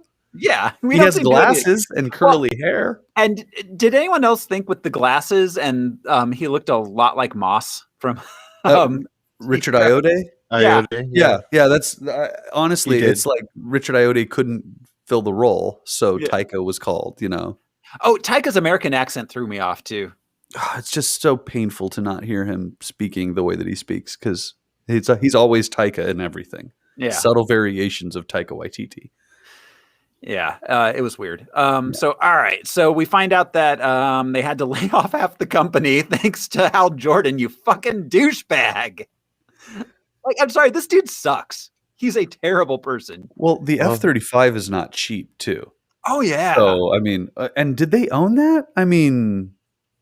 Yeah, because he's a test pilot. He's not a government employee. Yeah. Like no, they're bidding, and the government was there to watch this test situation. Yeah, so that F-35 was not government property. That was like their personal. Yeah. The F. They're an aeronautics Each F-35 is $80 million. Jesus. Woo! Yeah. That was an expensive day, Hal, you douchebag. But I won. I just hate this guy. I just hate him. I'm sorry. I hate this version of this character. All right. So meanwhile, Abin Sur crashes on Earth and tells his ring to find one person on the entire planet who's worthy and within a 5-mile radius. I don't think it was 5 miles, was it? It seemed like it was further than that. Well, Then they drove there. Yeah. Taika Waititi was within driving distance, so you know. So Hal goes to his nephew's birthday party, but that doesn't matter because we'll never see his nephew again. Then on the way home, he gets hijacked by the ring and taken to Abin Sur's crash site. I just want to say about this kid's room, there's like a half a dozen Rubik's Cubes in this kid's room. I did not notice that. There are so many Rubik's Cubes scattered throughout. I like paused and was like, what the fuck what is that? Oh, that's another Rubik's Cube. Oh, that's like this kid doesn't have toys. He has Rubik's Cubes and model planes. Well, I love how Hal What an asshole. Hal gives him a plane and then it's like, let's take down this shitty plane. Who gave you this? Your dad? Like, he's like, this one belonged to your grandfather. And it's like made of crystal or some shit. I don't know. So weird moment. Like why on his 11th birthday? Is this the boy's coming of age as a pilot? Yeah. Well, and you know what's funny? So, okay, when he gets to the party, they're watching a news report about his crash. And so why is the news reporting on this secret government like purchase test? This demo? Yeah. I don't think the news was invited. So all right. Let's see. Abin Sur gives Hal the ring and it's the charger that comes with it. Hal calls his buddy Taika Waititi to come get him. They leave just as the secret government Black Ops helicopters show up. Hal still drives like an asshole. Well, and he loses 2 helicopters in a Jeep on a road. Yes. Like it also would appear with this shit always drives me nuts in movies because there have been a few instances where they do the right thing in this. If you are running from an aircraft in a vehicle, turn your goddamn lights off and don't use the brakes. Yeah. Because those lights, you can see them from miles away. Mm-hmm. Sure. They're designed for that. Yeah. Yeah. Like you can kick up all the dust you want if you don't have running lights on. Yeah. Anyways, that shit drives me nuts. I think like James Bond and like V for Vendetta are the only movies that I can think of that did this where they're like, oh, turn the lights off. It's a dumb idea. All right. So back at the Green Lantern headquarters, Sinestro, the head lantern guy, is trying to get permission from the Guardians to go fight Parallax. They're like, he's the chief. That's a precinct. He's the chief. They're the commissioner or the mayor. They're the mayor. For his uniform, has a physical. Yeah. Like as it gets results, you stupid chief. Exactly. Oh my God, this is just a cop movie. All right. Yeah. All right. So they're like, no, Parallax is too dangerous to fight. But if you take like 5 guys can go fight him. I think there were 12 of them. 12 guys. Which is still out of how many did they say? 360 or 3,600 or 360,000, somewhere in between. We saw that huge crowd. There were so many of them. Yeah. Like we've got to make him fall in love with us. Yeah. But yeah, so they say he's the greatest threat we've ever faced. So clearly just take a small group of people, go face him. And if you lose, then we just give up. That's how it works. That lacks any tactics or strategy whatsoever. Made no sense. He'll get here eventually and we'll fight him on our planet. Yeah, it'll be fine. Well, and whatever you guys don't try punching him into a sun. That would be crazy. Yeah. Don't use any powers besides the power of nets and love. Yes. We're just going to net him. We're not going to try to kill him. We're just going to net him. So, all right. They want to put him in a zoo.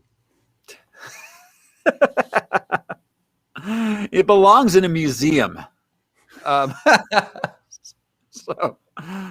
Meanwhile, the secret government alien guys visit Dr. Hector Hammond, your friendly neighborhood Buffalo Bill impersonator.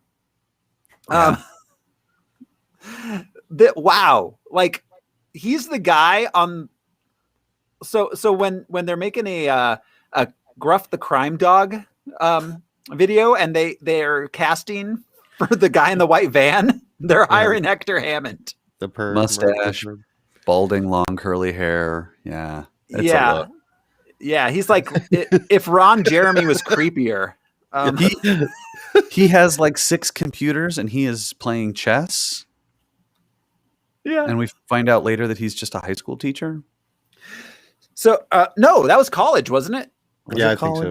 That was They had college. backpacks. Nobody has a backpack in college, man. I don't know. Well, I beg to differ. Also, I think it's supposed to be college, but also because they call him professor. Oh.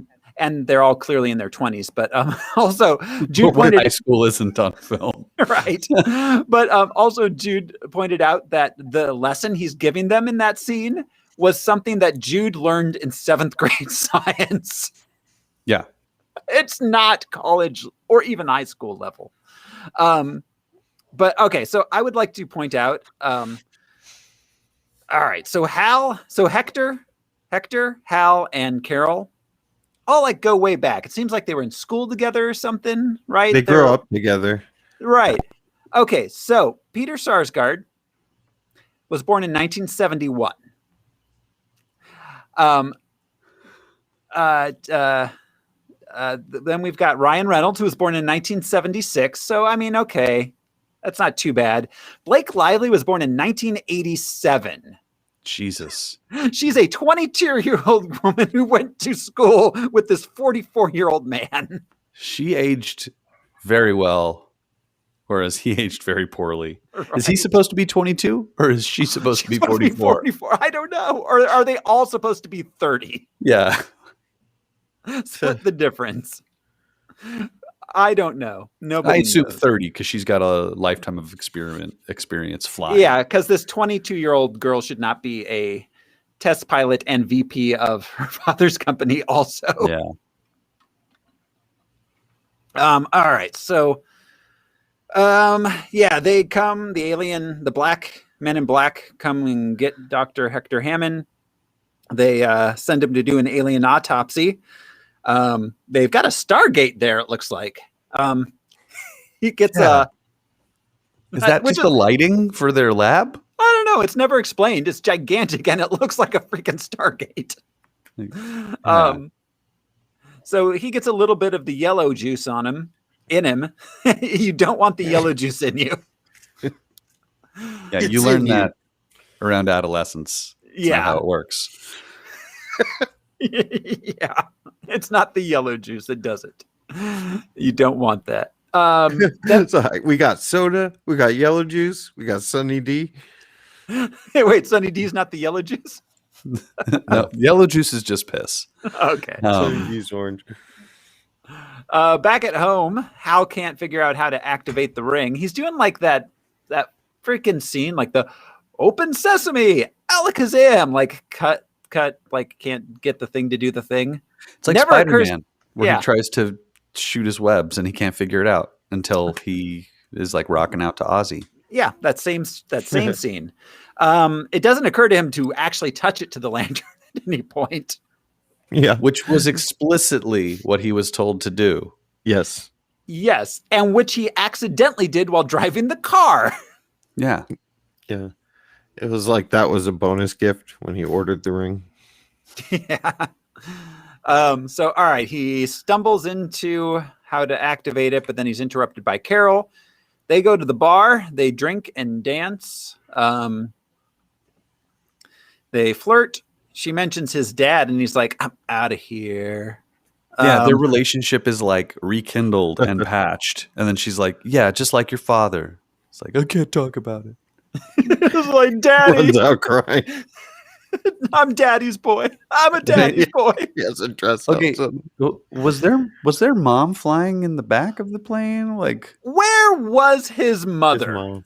Yeah. Was she alive? And if so, Why wasn't she at the birthday party for her grandchild? Maybe she died in a previous aviation accident that was less horrifying, so he's not as scarred by it. Yeah, because she was not a pilot yet. She was up there. Yeah, he's like, she didn't thumbs up me, so it doesn't matter. Doesn't have that emotional impact. Yeah, trauma's complicated, man. So outside the bar, he's jumped by some of the dudes he got fired. You should have unionized, dummies, right? Don't be mad at me. Be mad at the owner of the company, right? I mean, he's still.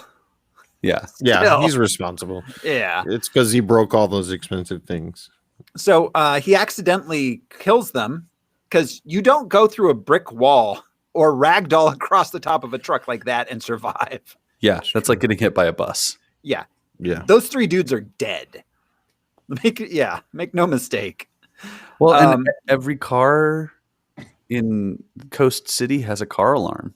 Yeah, that all go off at once. Including the 2 cars that didn't go off while he was being slammed into them. Yes. Yes. So crime has got to be high in Coast City. It does. Yeah, so do lanterns also enforce parochial violent crime or misdemeanors, traffic violations? A kid tagging at the bus stop. Oh, yes, that's why it's okay. Takes him to OWA. That's why it's okay. He murdered those guys. He's a cop now. He's a cop.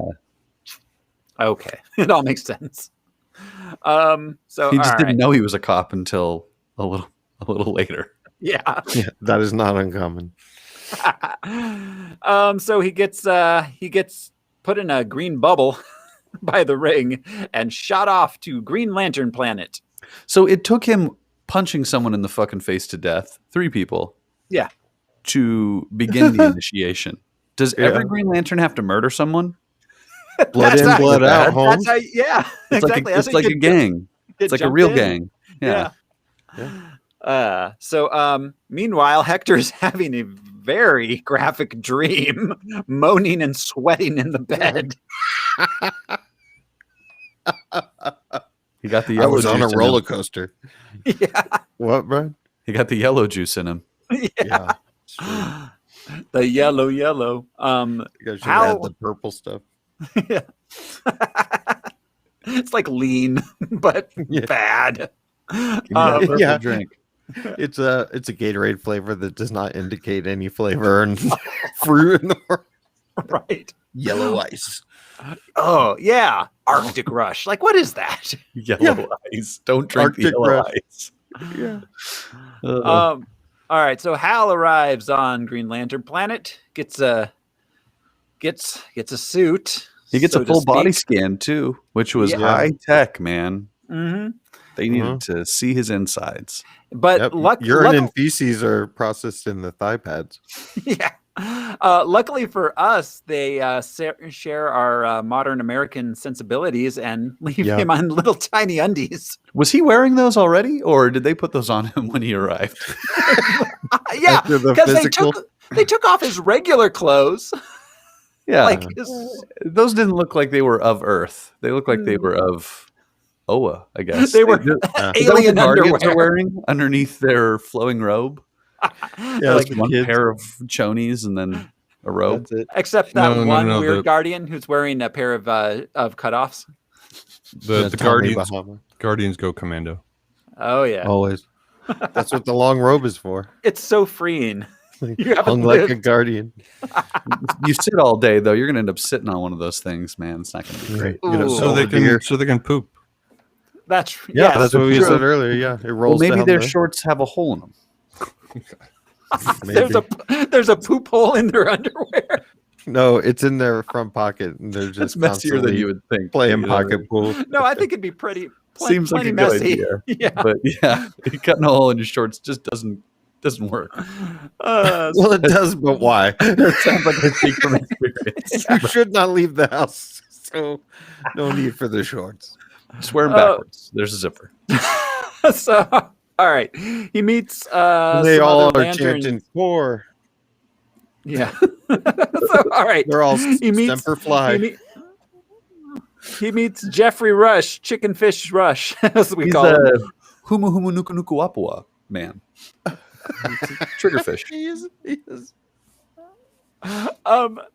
Jeffrey Rush sounding so sleepy. like I did this in bed. They called him from LA on LA time, and he did this in London from bed. No, well, the whole time, like I get, like he is so disinterested in this role. I guarantee, like he was just like reading it like this, and they were like, "Sir, you're not talking in the mic," and he's like, "You have to move the mic. I'm not going to move my face." All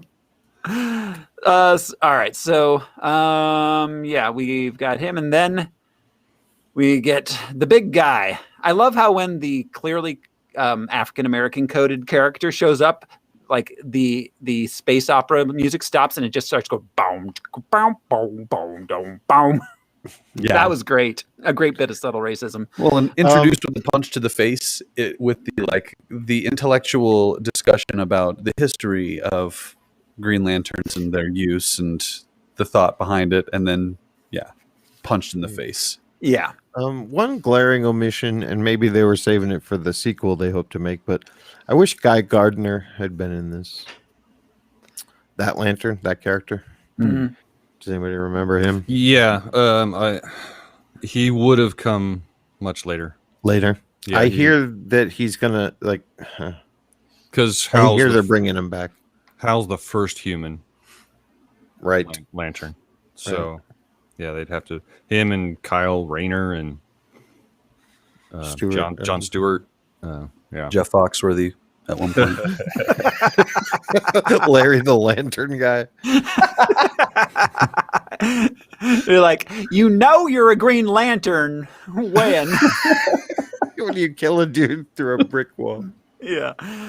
All right. So Sinestro is all butthurt about Hal because he's like, yo, my best friend used to have that ring.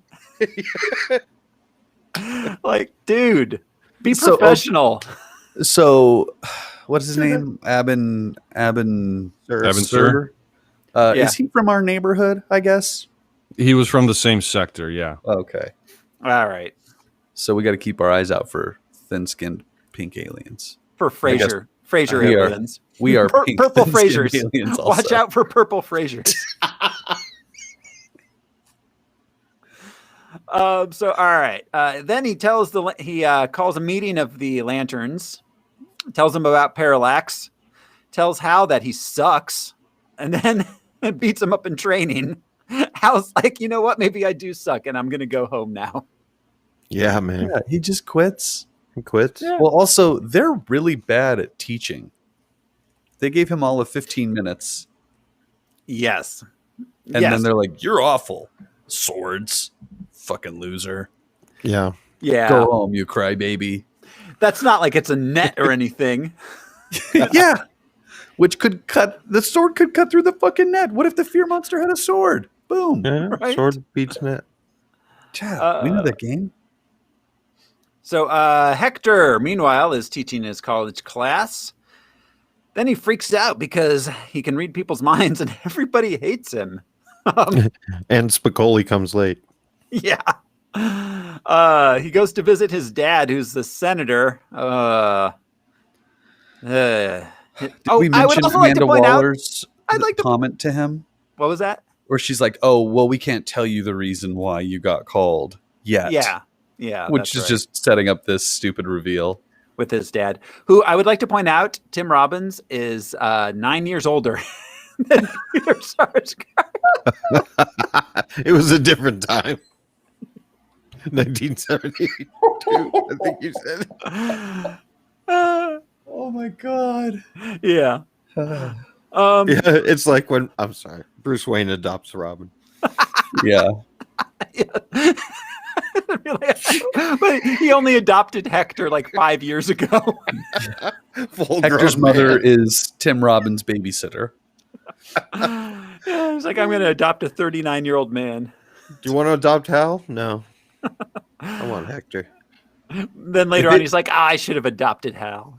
If any senators are listening, I am up for adoption. So let me know. Me too. Yeah. Unless you're Kirsten Cinema. So, all right. He goes to, he visits his dad. His dad's like, I know about the aliens. We have lost Brian. Brian. I'll be right back. I am looking for a Brian. Hello. It's me. That was good timing. Yeah. Brian? Yeah. He cannot hear us. Or we can't I can hear him. you. He can hear. He's You can hear? responding. I can hear you. I can't. I'm going to log out and log back in. This is exciting. I can't Can you see hear or me hear now? Brian. Can you guys? Yeah. Yeah, I hear him, man. See him, and he's No, responding to us. Yeah. I can't. I I'm can't out. see him Hold or on. hear him. I see a black square. I'm scared.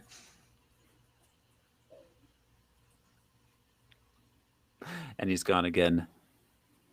Like This is the alarm part. This is the part of the show. The technical difficulties part of the show, guys. It's one of my favorites. And there you are, Brian. Can you hear me now? Yeah, now Yes. I can. Oh, yeah. All right. So back to Green Lantern. So yeah, his dad's super into nepotism. Hector reads his mind though, and it's like his dad's like, I don't like you very much, son.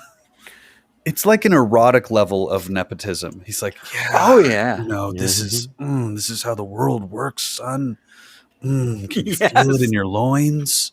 It's like, what the fuck, Dad? Like, I don't want this job. And I have a everyone's job. thoughts are so scripted. Yeah. You know, in this moment, Tim Robbins is like, "What a disappointment! He's never gonna make it." It's like, it's like, dude, I have a job at the community college. What the fuck? well, and Yeah. Tim Robbins probably thought that Hector's entire life. You know, it's just weird to have those very succinct thoughts at that moment. Right, that moment. Yeah. Instead of, because someone you know or love, a family member, you'd be like, "Oh Jesus," or like this guy again. Yeah. But he's so like like, that. I don't like him. He will would fail. Yeah, it would probably be something like, this shit again. What am I going Right. to have for lunch? Right, I don't know. right. Yeah. Does my Did you secretary not shower? wear a bra?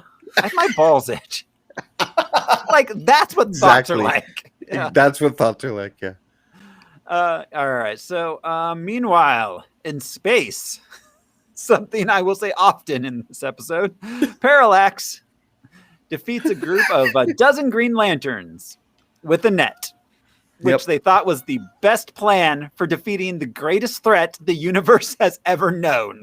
It kind of is a SWAT team mentality, though, Yeah.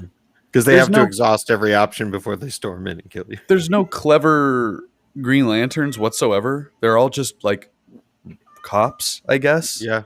Yep. I guess rank and file. Yeah. Not even SWAT team. Yeah.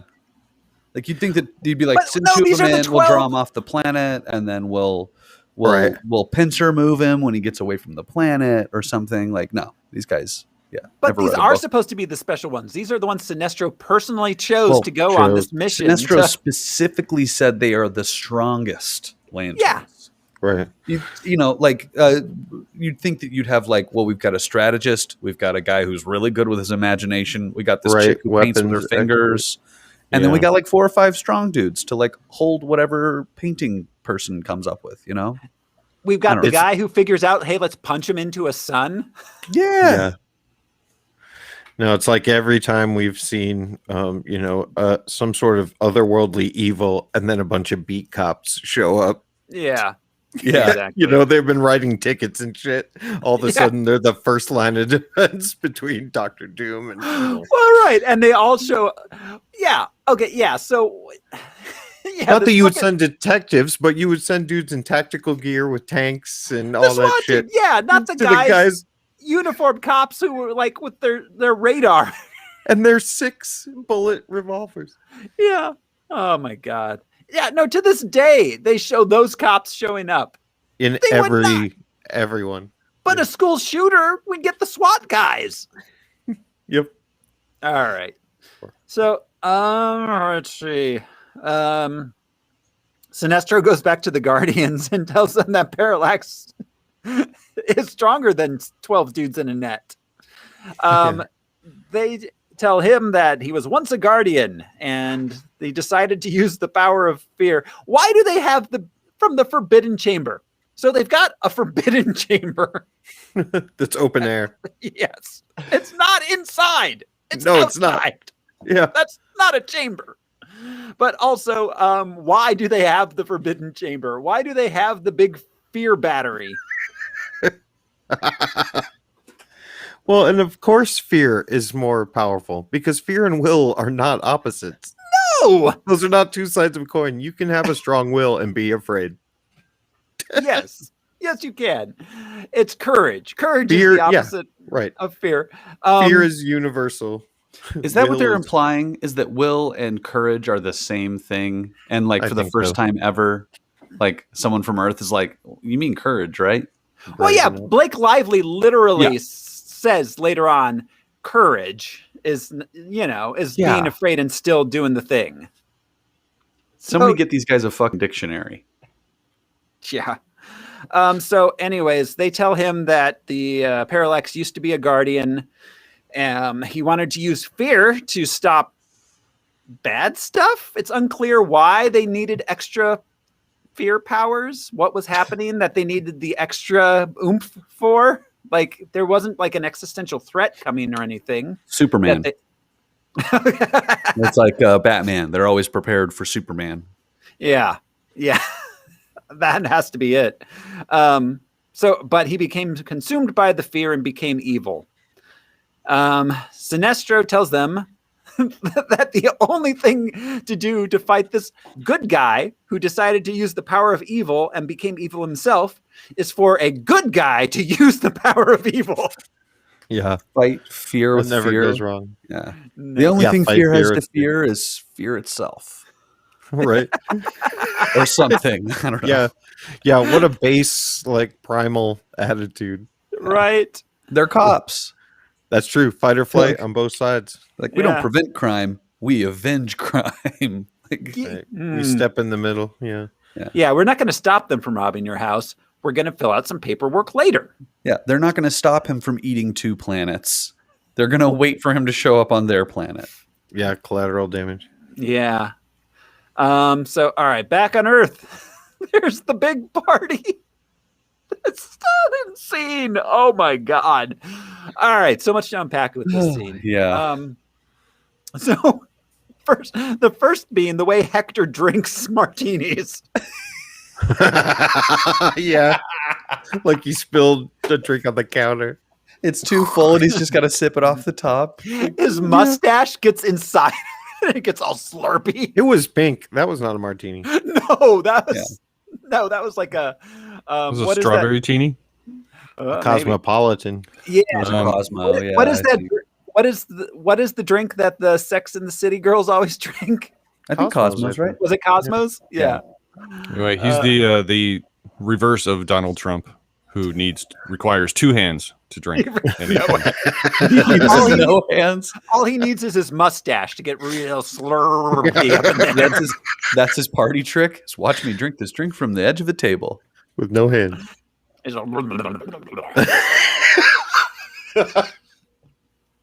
is all that.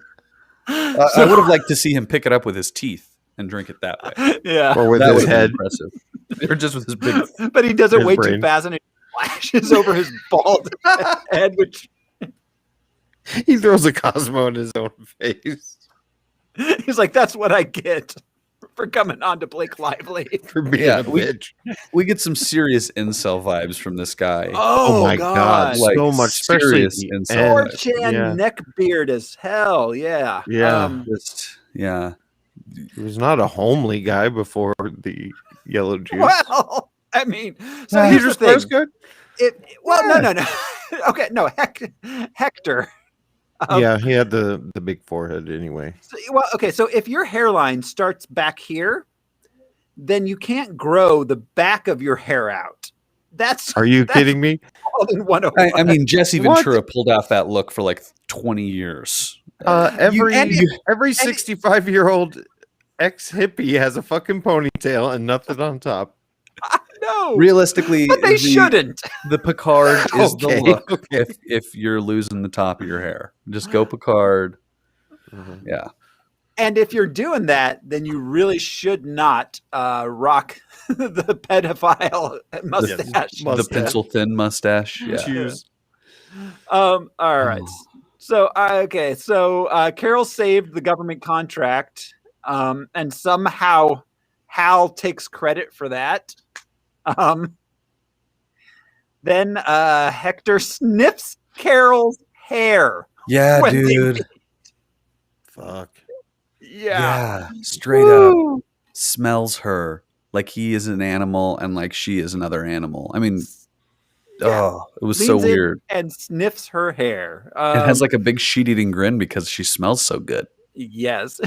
She smells like a girl. She smells like fucking brown hair dye. Yeah, she does. Yeah, that's what she smells like.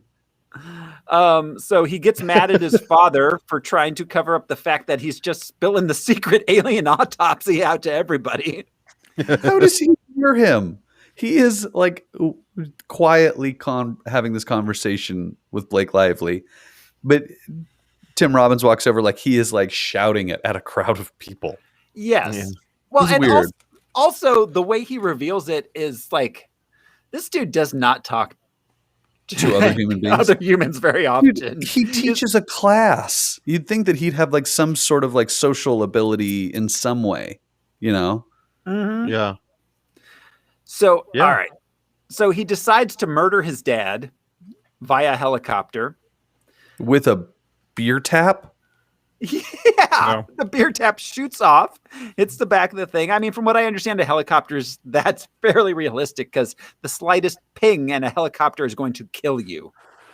I will never get in a helicopter. No, With the me neither. exception of the Never. fact that no one dies. I mean, The realistically, helicopter. helicopters can take quite a bit. Hitting a beer stein, if you still got a tail rotor, all the tail rotor does is stop it from rotating. Like the helicopter will Spinning spin if around. you get rid of the tail rotator. It reverses the Yeah. spin. He didn't shear off the tail of the helicopter. No, he didn't. He didn't. This whole sequence makes no fucking sense from like No, an it doesn't. aviation standpoint. From an aviation standpoint or a simple physics, because the helicopter falls and crashes through the crowd, through the middle of the party, and somehow every single person gets out of the way of it. Like the seas are parted. And those blades are like 40, 50 feet across. Yeah. Well, and they don't seem to stop. The ground does not seem to stop them from spinning. They just keep moving.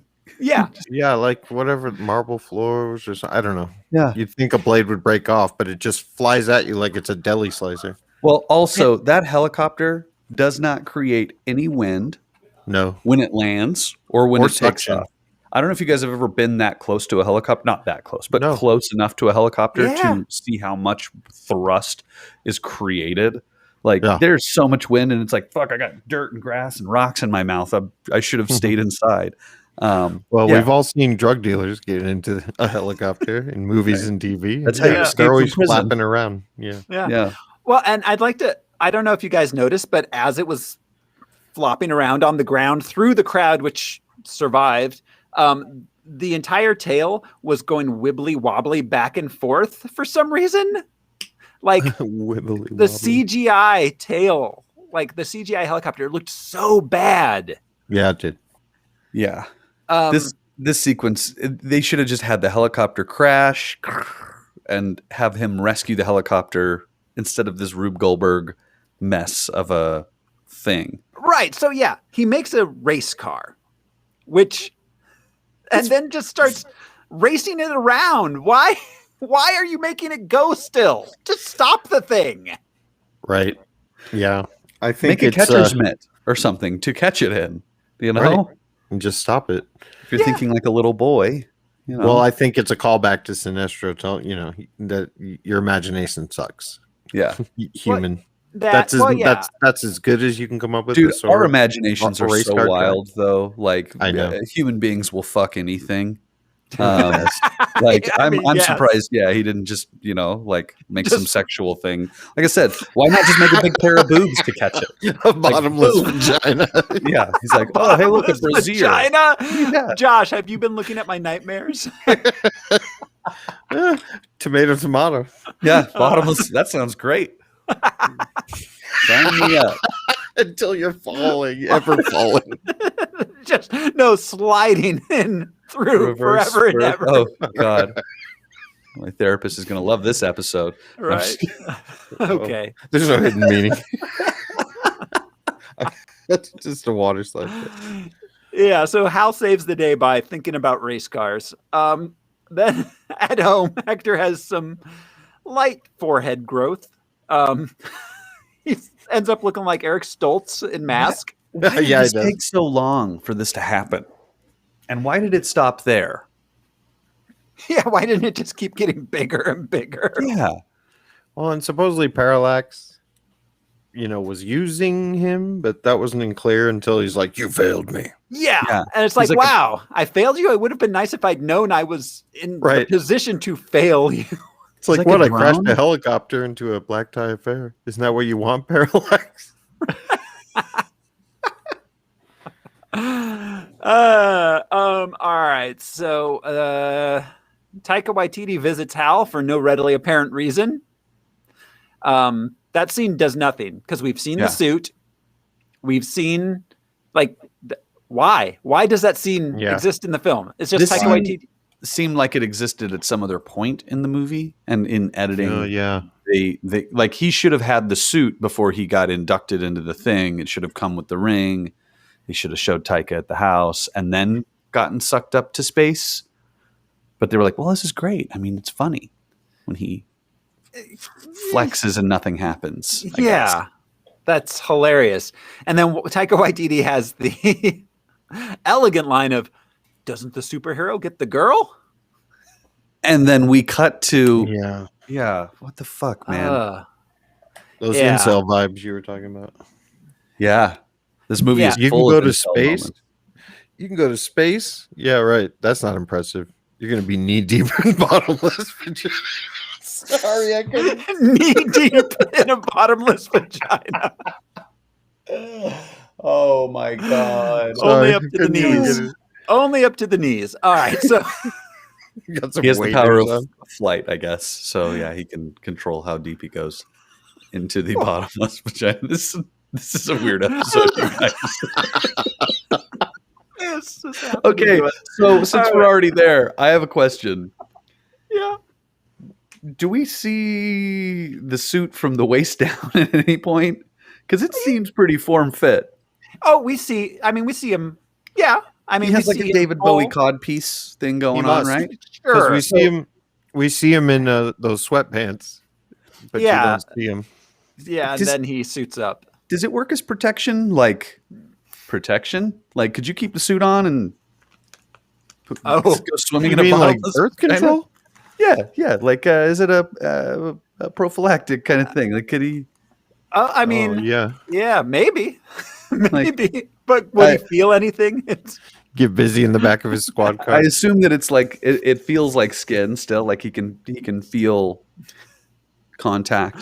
But similar to Mystique, his clothes just disappear into it. Yeah, well, they're built into the ring. It's like Tony Stark's wristwatch armor. Yeah, or Venom. Yeah. I suppose so.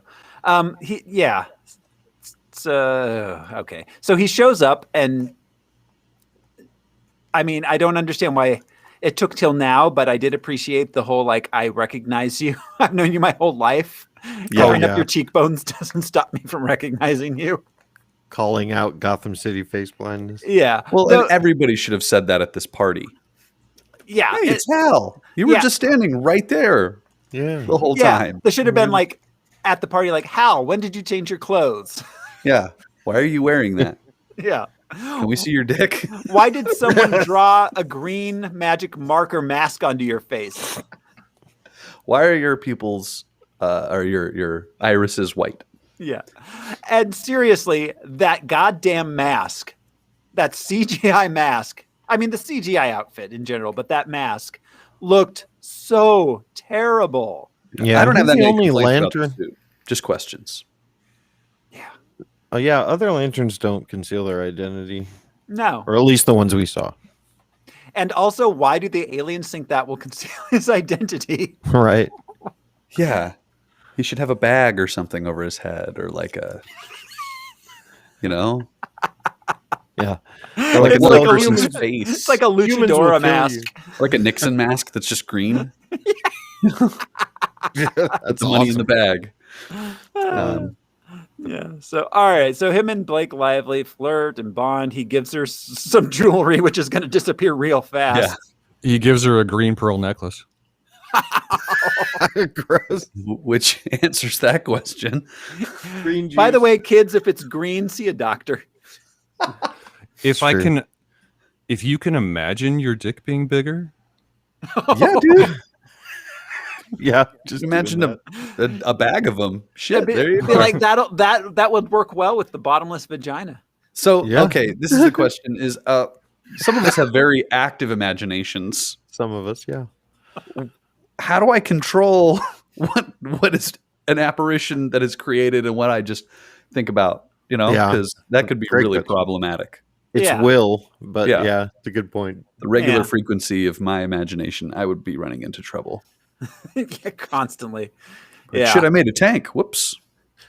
Shit, I imagine murdering that. They cut me off in traffic and I imagine them exploding. Oh, whoops. Well, yeah, and then there's the like, I imagined myself turning into traffic for a split second. Damn it. Yes, exactly. All those fleeting. Yeah. Yeah, those intrusive thoughts. Yeah. Yeah. See a Be like- doctor also if your thoughts lead you to thinking Yeah. about driving into traffic. Or And if the don't green take juice parallax happens. if you're allergic to parallax. the erection lasts more than 4 hours. Take off the ring. Take off the ring. What if it was a different kind of ring? That's kind of its purpose. So yeah. you know, Yeah, it's the doing ring. its job. Yeah. All right. So You they're should still having, probably take a break after 4 hours. That's all I'm saying. It's a they're long having a time. grand old time when he says he quit being a Green Lantern, and she's like, "You quit everything. You suck." And so he takes her home. Then Angela Bassett shows up at Hector's house. She's like, "Hector, I Come with think me. you should come with me." He's like, "Why? My head always does this." I feel great. I got stung by a bee.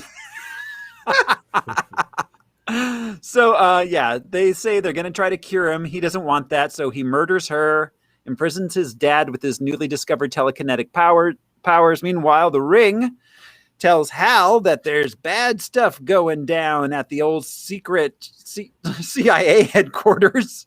And Langley. The ring like blinks twice, and this is the first time that we've gotten the like alert to trouble. Yeah. Yeah, It's been a peaceful day in this entire sector of the universe. yeah. These hundreds of thousands of planets are all fine today. Luckily Yeah. for him. No fender benders. Yeah. No domestic violence. Yeah. So, yeah, so Hal shows up. He can't defeat Hector. They end up just laying on the floor, wiggling around next to each other. Waller gets washed out of the movie. Yes. I don't think she's dead yet. No, he saves her. Yeah. Yeah. Green Lantern does. Oh, he Oh, does yeah. save Well, her. She's after not dead? she is adhered to the glass Right. You think she's dead. somehow with some sort of magical adhesive property that she has. Has on her. Yeah. She's just stuck to the glass. That was her just clothes. Fear Force. Her clothes are made out of duct tape.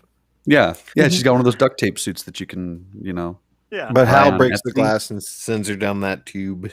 Flushes her Yeah. out of the movie. out of the movie. Flushes her out. Yep. Yes. Well, and then and so then, let's see. This is the point where Hector we find out he has telekinetic. Well, no, I guess the helicopter was telekinetic, but he can control it a lot better now. Then so he kills his dad, and then he tells Hal through his space telepathy that Oh, wait, let's see. Parallax sees that Hal has the ring of Abin's sewer. He's heading to Earth to destroy it. Before he heads over to destroy the Guardians, and he tells Hal through space telepathy that he's on his way. And then Hector just kind of scrabbles away into the rubble. Yeah. And Hal's like, I guess I'll let him go this time with a warning. This time. Yeah, with a warning. like, why are you not doing something? Green Lanterns don't believe in jail. I think that's ultimately the problem. Where he's like, I can't put him in jail. I'm a Green Lantern. If I didn't kill him, is it justice? Sir, that was a school zone. So Carol and Taika Waititi have a meeting with Hal. Hal's like, I'm afraid. And she's like, yeah, but courage is a thing that exists. But think of how big you can make your thingy, though. For my bottomless vagina. Save Ferris.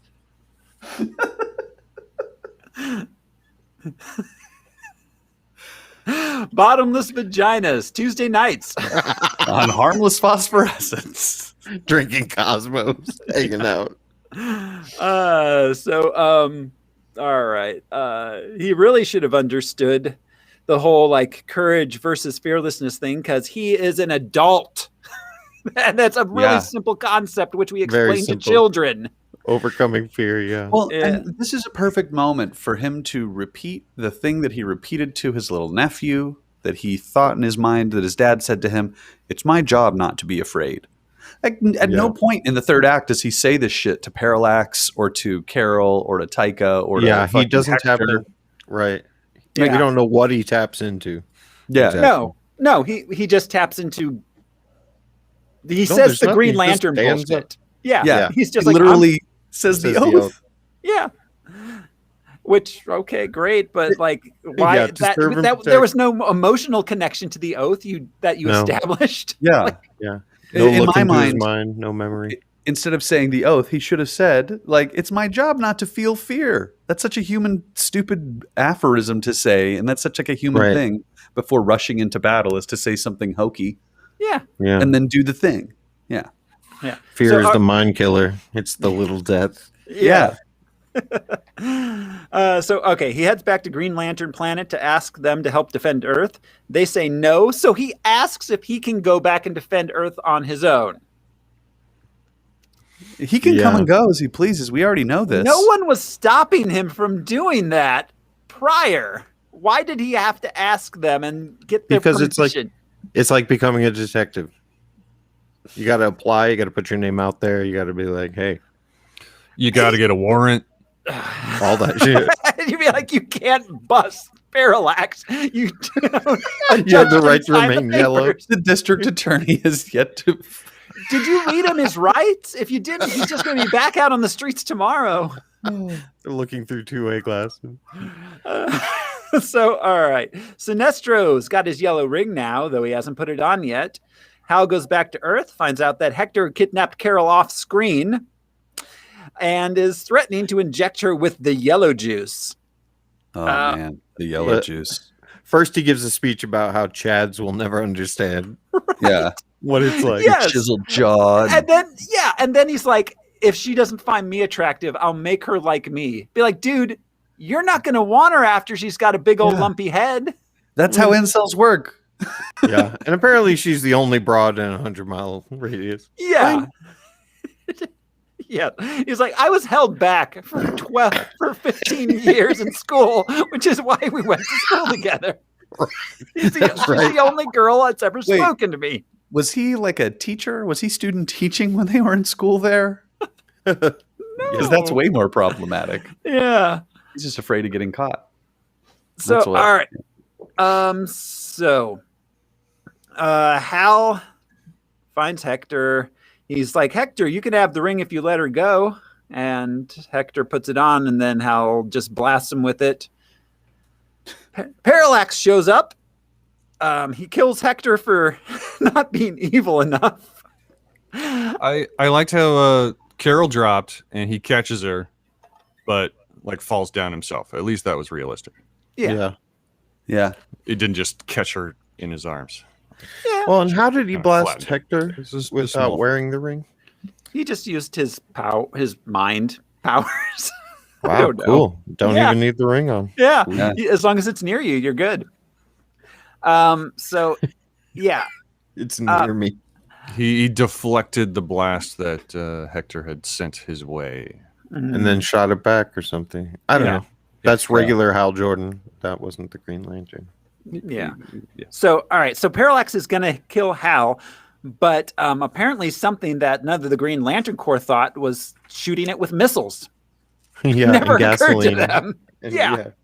Because Parallax gets really hurt every time this happens. He's all like, oh, and then retreats. Like, fossil fuel. Right. My only weakness. It's explosives. Yeah, it seems like Earth's already prepared for this guy. Yeah. We make everything blow up. He may take out Coast City before they can get to him, but Earth's going to just blow him up eventually. I think ultimately it just pisses him off. I did a brief Google on the Green Lantern powers, and I should have brought this up while you were talking about them, Al. Originally, the Green Lantern's constructs, I guess that's what they call them, could not be affected by wood. Yes. That was back from the Golden Age. So if Parallax had just had like a baseball bat, he could have just gone and just smacked the shit out of everybody with a baseball bat individually. It goes around the Guardian thing like Robert De Niro in The Untouchables. But it makes me wonder if Parallax also has a weakness. So maybe it's like smoke or like glass. Explosives? Yeah. Anything that explodes. All right. So, so Parallax heads out to start destroying the city. Everyone's running from him Godzilla style. Hal shows up and fights him, saves some civilians. Parallax tries to scare Hal, but Hal's got his positive affirmation. He's good enough, he's smart enough, and gosh darn it, people like him. He's been listening to like a Brene Brown podcast the whole time on his flight over there. I'm a strong, independent woman who don't need no Parallax. Smile meditation, here we go. Give me a Cosmo. I'm going to quit smoking. I'm finally going to get that bottomless vagina lift. I tell my boss to give me a raise. But first, save the Earth. So, all right. He flies into space. Parallax chases him. They fight through the asteroid belt. I assume that's Earth's asteroid belt, despite the fact that the asteroids are way, way closer than in the actual asteroid belt, which is between what is it? It's between Mars and Jupiter. Yeah. They're not that close together. I think this is just a separate debris field. Oh, okay. One of those debris fields that surrounds Earth. We didn't see Venus or Mercury get destroyed off screen. That's what this is. No, but we saw a Verizon satellite get thrown and then disintegrated. Everybody's cell service went down. So all right. Yeah, that's the Kuiper belt, right? Or is that the other asteroid belt? That's way out. That's the further out one, past Pluto, Uranus, or whatever. That's past Maelstrom. So, all right. Hal decides to lead him to the sun. It takes roughly 20 seconds to get there from Earth. How long does light take to get from Earth to the sun? That's a great point. A minute and something at least? No, right? 8 minutes. 8 minutes. That's 8 minutes? Yeah. Holy shit. Yeah.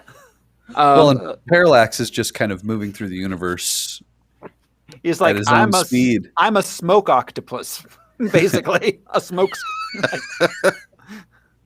The rules don't matter. No. The points are made up. All right. So at this point, Hal leads him into the area of the sun's gravitational pull, or at least the point where he can't fight his way out from it, and then punches him into the sun, which no one ever. Sun punch.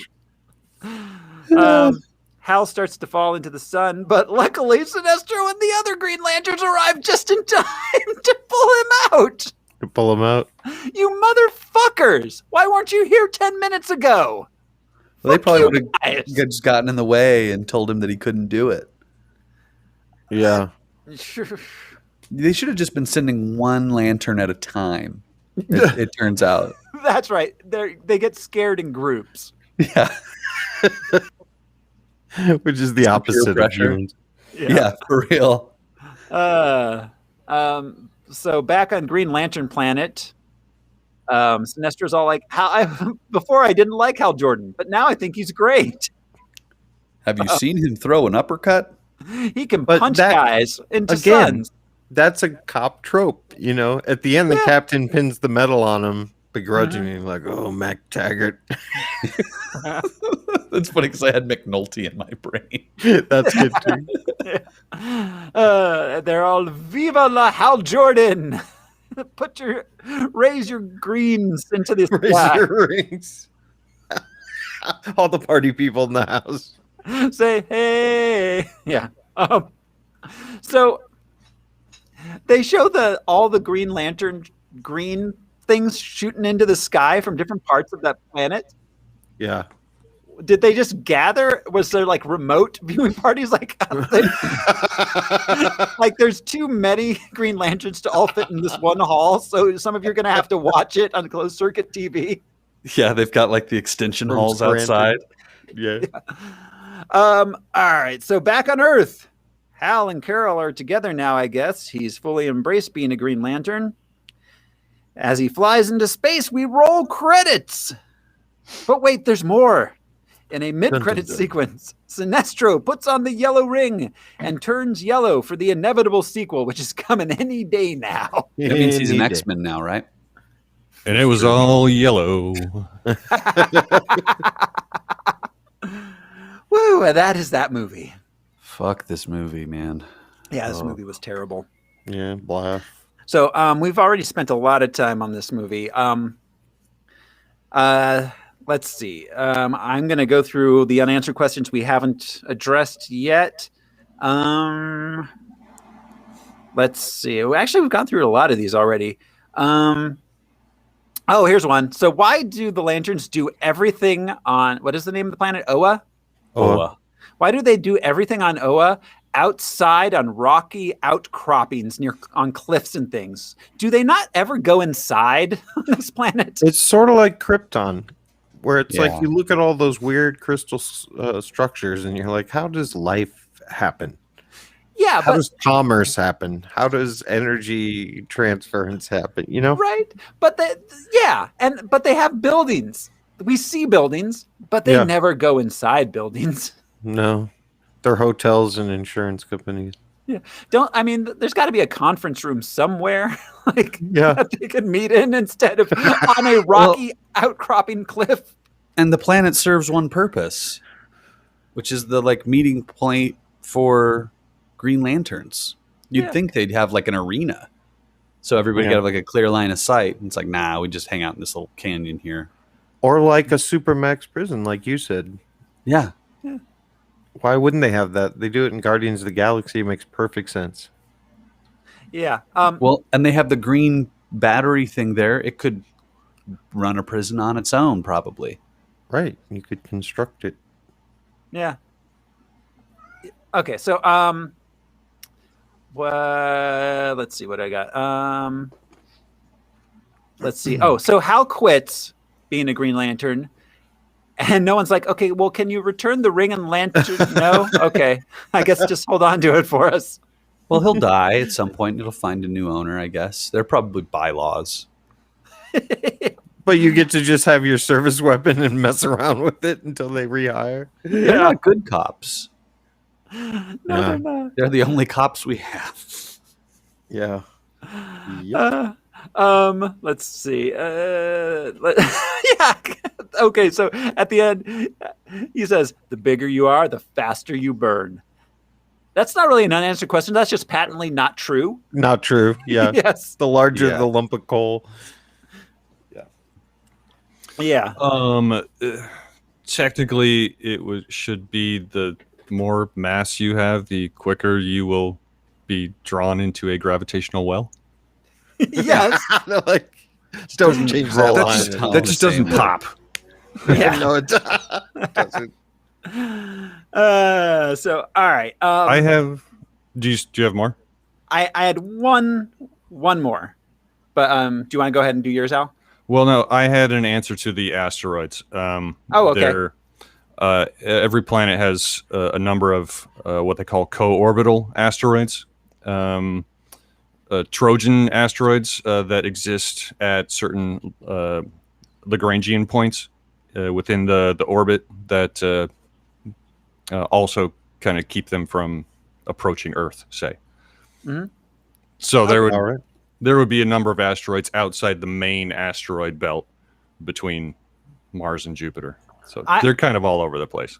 I guess I'm just wondering, are they really that close together? Because my understanding of any sort of asteroid field or belt is that, like, you can definitely like fit major cities in between them. Yeah, sure. It's one of those problems with fighting in space and having no point of reference. It's like you just get here to here, like super quick. No worries. Just no horizon. Yeah, race across. So, all right. The last question I had was, so House said at the end, he's like, my new job is going to make me travel a lot. So this is more, I guess this is something that's not specific to this movie, but how's he going to pay for like his apartment and stuff if he's just off being a Green Lantern? He still has to like occasionally come home and like eat and sleep and stuff. And fly test planes. Yeah. So he's still going to be a test pilot sometimes? I guess. I mean, she's not going to fire him. Oh, she's just going to keep him on. Yeah. I guess when your girlfriend owns the company, she'll just keep you on payroll. And they fired half the staff and they got the contract anyways. It's capitalism in action, man. This is the American dream. Oh, she's making big bucks. She can afford to pay her handsome boyfriend. That's to be a cop. Can't he stay at the precinct house like firemen do? You know, like they spend like 4 or 5 days like living there. Live sleeping on bags in that big canyon thing. Yeah. That'd be like, he wraps himself up in a guardian robe. He's like, guys, can we go inside one of those buildings to sleep? No. Like, there's nothing in there. You know that, right? They're empty buildings, Hal. What do you think's happening here? So, all right, that's all I got, guys. You ready to rank this thing?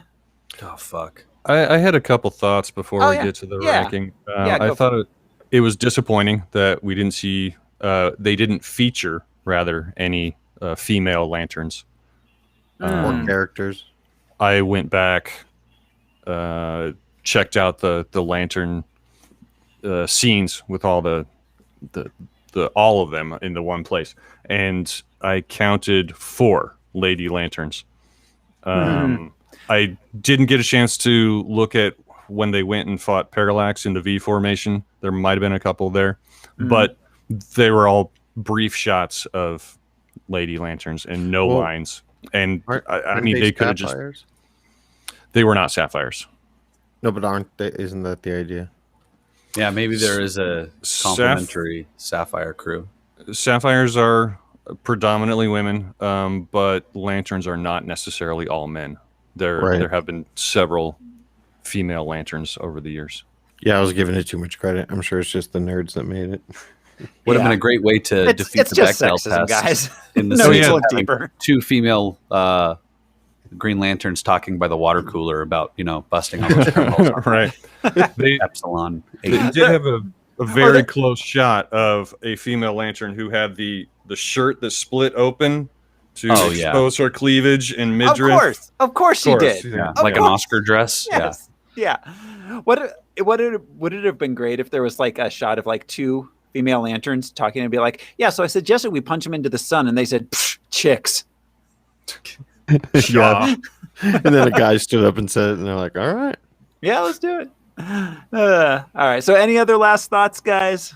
Other than that, I thought this had a very MCU vibe. And I half expected Stan Lee to show up, like fleeing from Parallax. Which this is really the first cosmic DC movie, right? Yeah. Yeah. I thought, I mean, for obvious reasons, they didn't include Stan Lee, but that might have been a funny gag. Yeah. If he had shown up, he's like, I think I'm in the wrong place. Well, we didn't mention it, just besides briefly, that Ryan Reynolds obviously goes on to become Deadpool But in the post credits of Deadpool 2, he shoots Ryan Reynolds in the head while reading the script. Yeah, that's right. Oh yeah. We see the Green Lantern card in somebody's wallet at one point. But there's one other thing that has made multiple appearances now. There's a shake weight in this movie that is in Scourge's shit. Behold my stuff.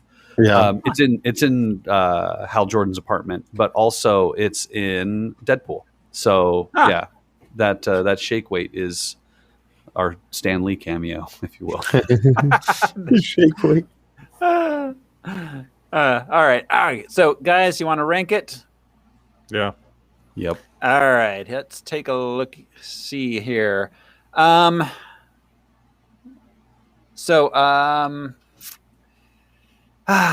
was thinking starting. What this made me think about was the Fantastic Four movies we've seen so far. Yeah. We've got one at 42. We've got one at 44. I also thought about Van Helsing. It's down at 49. Hulk, I thought about. That's down at 62. I don't know. Do you guys feel like somewhere in this 20 range is a good place to start? Yeah. How close to Blade Trinity would it be? I think Blade Trinity is a better movie. I agree. It has Ryan Reynolds. Yeah, I think it's better. Yeah. Blade Trinity wasn't a great movie, but it was also. It wasn't like. There were parts of this that were just like painful and boring and rote and by the number. Blade Trinity at least was a little original in parts. Yeah. It's comedic beats hit. There's these just meh. Like Fantastic Four: The Rise of the Silver Surfer, a cloud was our big enemy. The big bad, yeah. Yeah. I like putting those together. It's very similar to Hancock in that it was a really fun movie until the third act. Yeah, I'm not sure. I still don't know if I agree with that. Okay. I agree with that with Hancock. I don't know that I found much of Green Lantern to be fun at any point. I found Hal Jordan to be such an unlikable douchebag of a character that at no point was I ever rooting for him. Yeah, but I thought it was fun to see the lanterns and the different aliens, and it was kind of just I found it to just be a big early 2000s CGI mess. Like I didn't see a whole lot of difference between that and like Attack of the Clones, other than obviously the state of CGI got better. But I mean that was my personal take on it. How does it compare to Ghost Rider? 53. Well, I mean, other than not having Nicolas Cage, I'd say. Let me see. Okay, it may be better than Ghost Rider. Spider-Man didn't 3 have a foot race, so I mean, I don't know if it's better than Superman and the Mole Man. There were very few oranges. Yeah. Spider-Man 3. Is this better than Spider-Man 3? God, it's equally bad. No. No. I don't think it is better than Spider-Man 3. Turtles 2. It had no Vanilla Ice, but on the flip side, it didn't have Vanilla Ice. Yeah.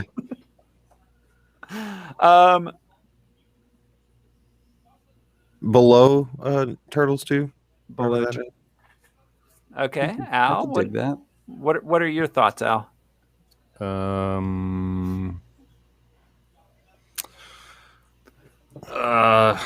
Just below Mole Man. Below Mole Man? Yeah, Mole Man was so classic. Okay, what do you think, Josh and Brian? A 52 position kind of way. Yeah, I'm fine. Yeah, it again didn't have a foot race. Okay, all right, I'm down with that. We'll put it there. Green Lantern goes at number 53. So not great, but not bottom 10 or anything. Wow. Yeah, it's actually a fair ways up there. Yeah. like I said, I didn't find it as terrible as its reputation had. It was just very, very, very tropey, wrote by the numbers, boring storytelling. Yeah. It did not set itself apart in any real significant way. No. All right, so that is Green Lantern. We're calling it a day there. Our next movie, And not the brightest day. our next movie is going to be Captain America: The First Avenger. Yes. So that's gonna be fun. That's coming next week, everybody. Thank you for hanging out with us on Harmless Phosphorescence, whether it be on YouTube or the podcatcher of your choice. This has been your host, Throw Smiley, and this is the worst 11th birthday party I've ever been to. So I'm Josh CC, and I'll be busy not being good enough. I'm Brian Lesh, and abolish the Green Lantern Corps. I'm Alaric Weber, and I have concluded admiring myself. Thanks, everybody. See you next time. Bye. Bye.